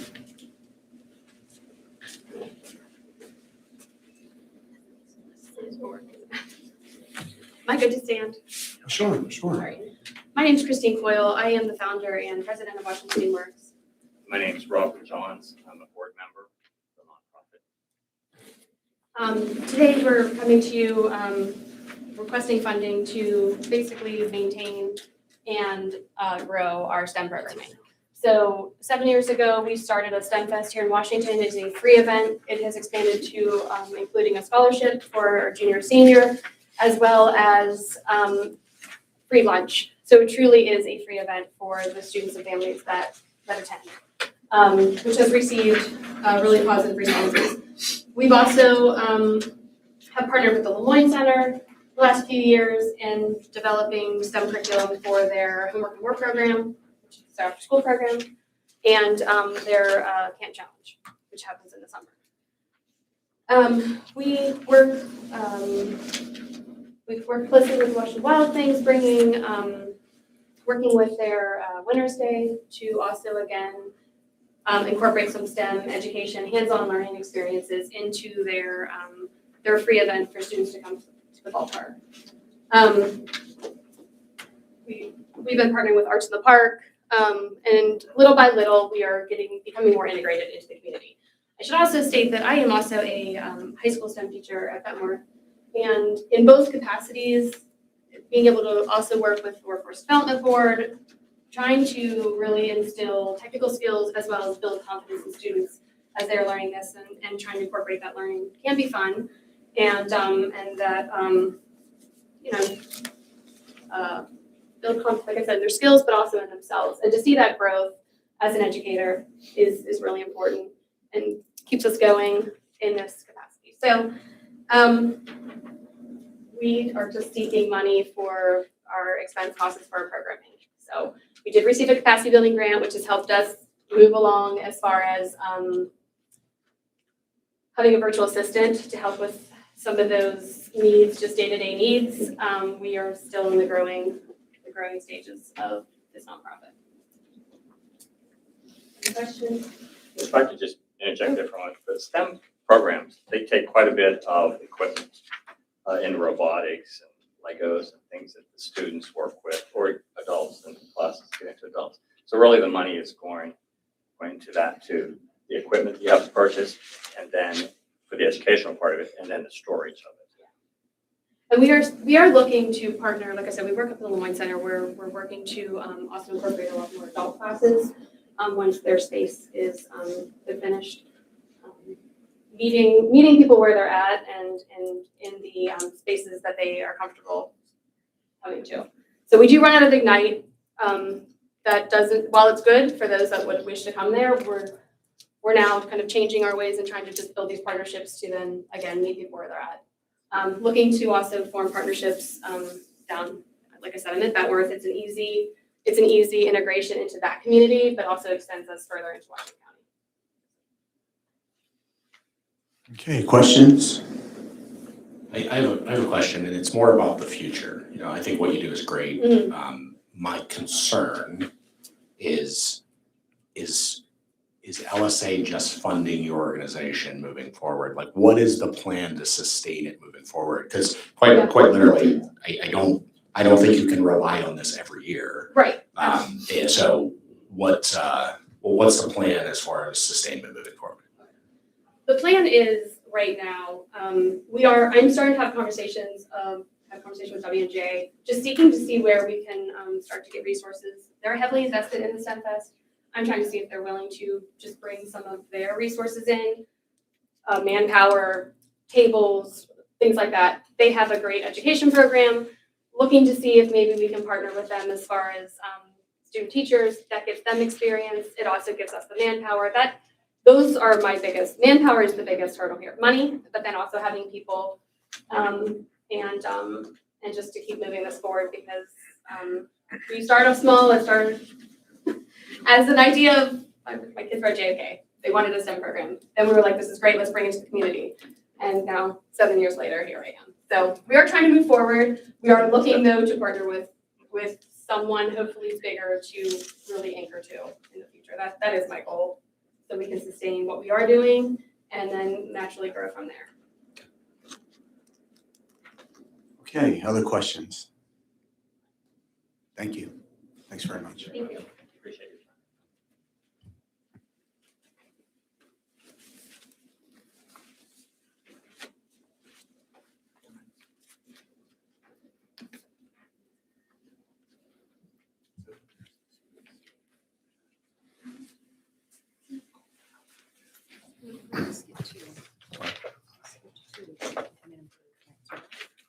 Caroline, sir, is that it? Okay. That'll conclude our session today. We'll see everybody tomorrow, same time, 9 o'clock.